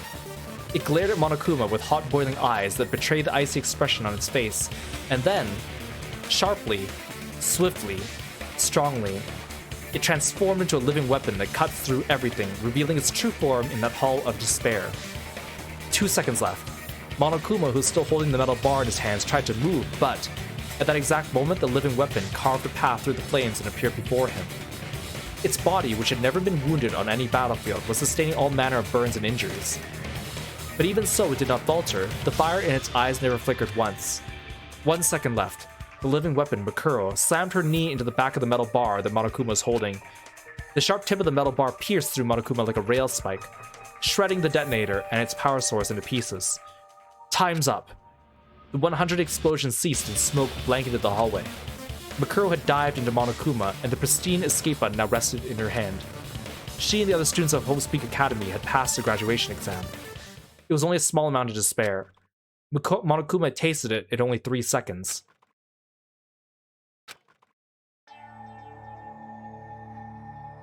First floor hallway. Junko. Mikuro looked down at Monokuma. He could no longer move or self-destruct. When she spoke to him, a static-filled voice emitted from his mouth. It seemed his communication function still worked. I never expected you to do that. He still sounded like Monokuma. It seems his voice modulator was unharmed as well. I must have overestimated you. I never thought you'd need anybody's help on the battlefield. When I give the signal, please launch me forward with a roundhouse kick. Makuro whispered these words to Sakura just before the explosion started. After Makuro threw the metal bar, she jumped into the air, and at the exact moment, Sakura unleashed a roundhouse kick. Right when Sakura's foot made contact with her own, Makuro used the force generated by her kick to propel herself at Monokuma. Using the ultimate martial artist's superhuman attack like a springboard, she shot herself through the air like an artillery shell. Enduring intense heat, shrapnel, and blood-draining G-force, she stayed conscious as she charged through the hallway engulfed with explosions and despair. Makuro trusted Junko. She trusted Junko to predict that she'd throw the metal bar and catch it accordingly. Then she tried to look at her face as the despair sets in. The Junko Enoshima she knew would definitely do that. Although Makuro hadn't predicted that her sister would try to kill her with the spears of Gungnir, she had a better understanding of her actions now. As Makuro stared Monokuma in his face, all he could do was laugh scornfully. You put your life in someone else's hands for a deadly battle. I don't know how I feel about that. You'll always be a half-assed disappointment. I guess this time I'll just say I lost because I didn't see this much disappointment coming. The end. The end. Makuro shook her head at Monokuma. No, you're wrong, Junko. Huh? If you want to talk about winning or losing, I think we lost before we even started. Makuro's eyes shifted from side to side, as if she was unsure of something, and she fidgeted in place as she continued to talk. No matter how much despair they felt, you didn't think they'd kill each other the way they were before. That's why you erased their memories. They aren't like the others you forced in the past. You knew these students would never do it. That's what you believed, isn't it? What are you talking about? So, it's okay, Junko. I'll bring back everyone's memories someday, and I'll show you everyone's happiness and their bonds. I'll show all of that to you, and fill you with even more despair. Makuro nodded after she said this, as if to cheer her sister up. After several seconds of silence, Monokuma responded. You finally beat me this one time, and that lame speech is the best you can do? You're such a disappointment. You never filled me with despair. It's just constant disappointment.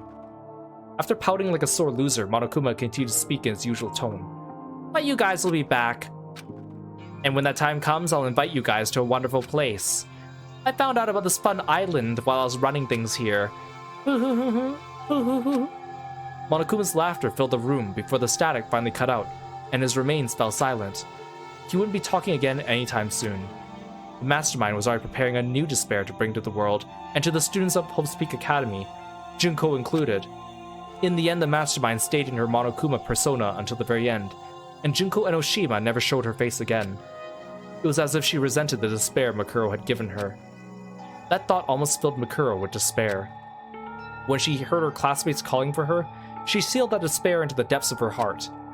From now on, she would seal away all her despair. And one day, when she can give Junko the perfect despair, she'll unleash all the despair she stored and plunge with her sister into a dark abyss. I won't leave my little sister alone. In the end, that was the first hope the disappointing older sister had felt since she was a child. Several hours later, main entrance. Wait, see look, Makuro's wearing her Junko wig again. Makuro, are you really going to go out wearing that wig? Oh, they're going to address it. After receiving a blood transfusion of the correct blood type, Makoto was beginning to show signs of recovering. I mean, the thing is, like, they probably could have just given him a type O. If they had O negative, even better, but unless he really was a negative and they gave him an O positive. I'm surprised that Makuro didn't really think of that. Makuro holding her wig to disguise herself as Junko Enoshima nodded. If I live as Junko, I might be able to understand her better. Also, we couldn't redraw the CG, so we need to make sure we found a reason that she would still look like Junko. Despite that, Makuro's voice still sounded like her own, as if she hadn't fully decided. And I made up my mind. When I'm out there, I decided I'll accept everyone's hatred toward me and toward Junko. I can't die until I've destroyed all the despair that Junko has spread. But then everyone's gonna try to kill her because they're gonna think that she's Junko. She can endure that, I guess. The damage that ultimate despair inflicted upon the world could not be measured in terms of money, culture, or even human life. Television broadcasts had already begun informing people that Junko Enoshima and Makuro Ikusaba were the heart of ultimate despair. Among the survivors in the outside world, there are still people who hadn't been tainted by despair yet. Regardless of the fact that she released Makoto and the others, to these survivors, she was nothing more than the reason the world ended. And to the terrorists wearing Monokuma masks who continued to ravage the world, Makura was nothing but a traitor. She was now in the hopeless situation of being enemies with most of humanity. But Makura wasn't making a big deal out of it. "I'm gonna try not to kill anyone who comes after me for revenge. Wouldn't it be safer to just turn yourself in?" wondered Yasuhiro. "Well, you might just get executed instead. But you could live to be an old lady if your trial keeps getting pushed back." Makura slowly shook her head at Yasuhiro. "Laws, justice, these things no longer exist. Is it really that bad out there? Maybe we should just stay in here." Byakuya glared at Yasuhiro with contempt. "Ignorant idiots should just shut up. Your fate won't change whether you stay in here or not." Though he was shocked to learn that Togami Corporation had been destroyed, Byakuya continued to remain firm and proud even toward Makuro. "You are a rare asset," continued Byakuya, "so I will let you live for now. Depending on your actions, I may consider forgiving your crimes after I built a new world." Only a Togami would boast they're capable of forgiving the crime of ending the world. "You don't need to do that. I don't plan on just surviving." After turning away from Byakuya, Makuro looked at the other students. Everyone was reacting in their own way. Kyoko had a look of quiet preparation. Toko, having just changed back from Genocide Jack, was panicked and confused. Makuro looked back on the 2 years she spent with them, and then turned to Makoto, who shared the same memories as her, and gave him the escape button. "Makoto, you press it." "Huh? Me? I think it's better if you press it instead of me." As she watched Makoto accept the button with some hesitation, Makuro thought about what Monokuma had said. "You guys will be back." Makuro knew that Monokuma was telling the truth. After all, the file the students needed to fully restore their lost memories remained hidden in the academy. The research notes of Yasuke Matsuda, the ultimate neurologist. His research is the key to restoring everyone's memories. Even if the students no longer have their memories, they may be able to repair the bonds they had built among themselves over the past 2 years. But as long as their memories remain unrestored, the mastermind could still repeat her deadly plan. Although the island mentioned earlier sounded strange, the students could not turn their backs on the despair facing them. "Then let's go!" Makoto remembered everything that was happening in the outside world. The boy who had chosen to remain inside the academy 2 years ago was now choosing to leave. How much did he struggle to come to that decision? But he was determined to face the despair awaiting him outside, and hid his internal conflict from the others. By protecting Makoto's hope, Makuro would bring despair to her beloved sister. But she no longer knew if the end result of her goal would lead to hope or despair. She pulled the wig over her head and hid her face with her hands. Was she smiling because hope was waiting for her? Or was she crying because her path would lead to despair?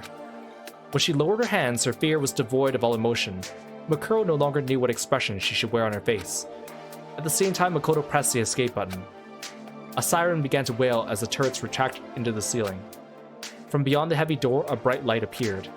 An infinite number of ifs, and all the possibilities contained therein encased the world. Accepting everything, hope, despair, and even the feelings of that disappointing girl, Makuro Ikusawa.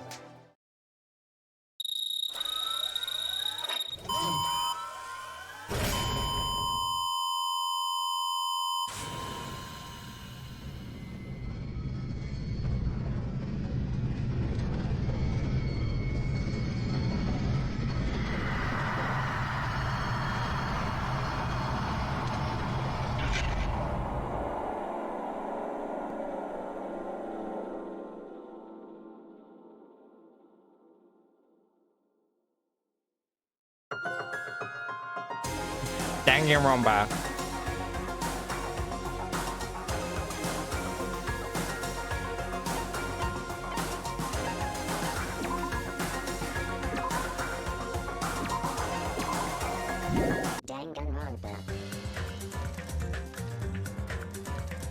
Oh, so there we go.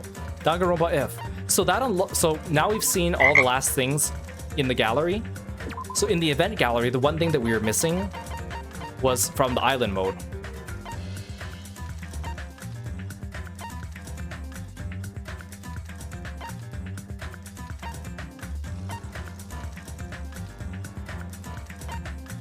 This one.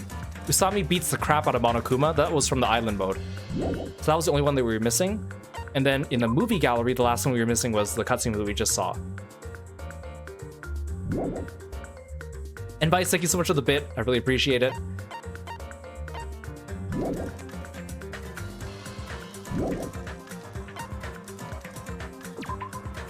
I'm kind of curious what my title screen looks, or what my save data says now. Does it just say Danganronpa if?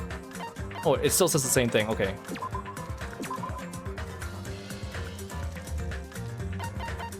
Okay, let's talk about this novel just briefly. It's interesting that there's like, it presents this alternate history, this alternate path.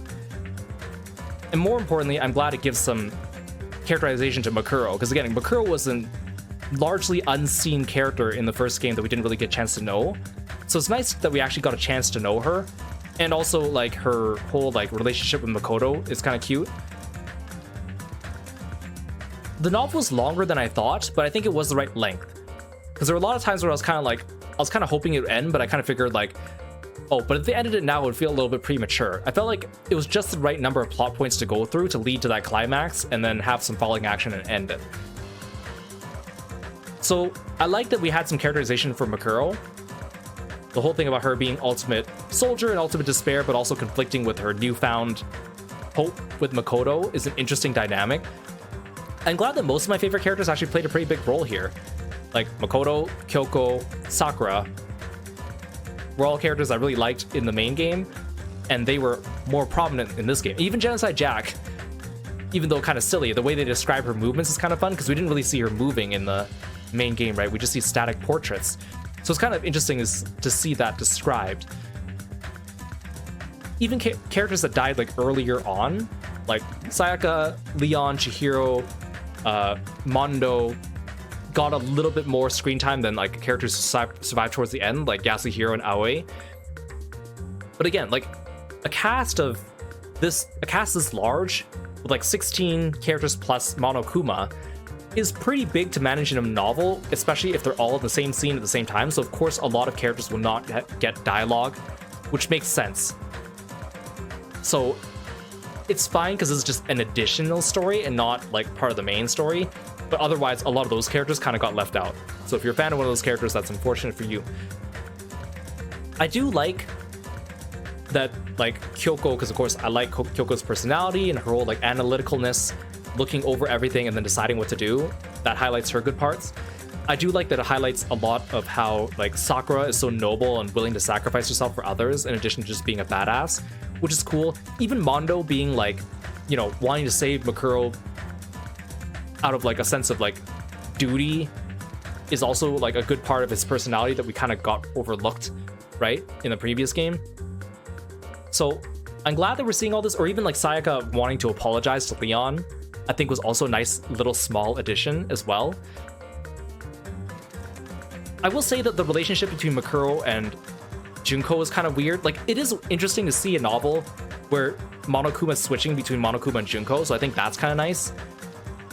But the relationship between Makuro and Junko is too weird. I understand they still want to do this whole like ultimate despair thing, and that like, you know, Makuro's grown up with Junko. She just kind of followed in her ideals.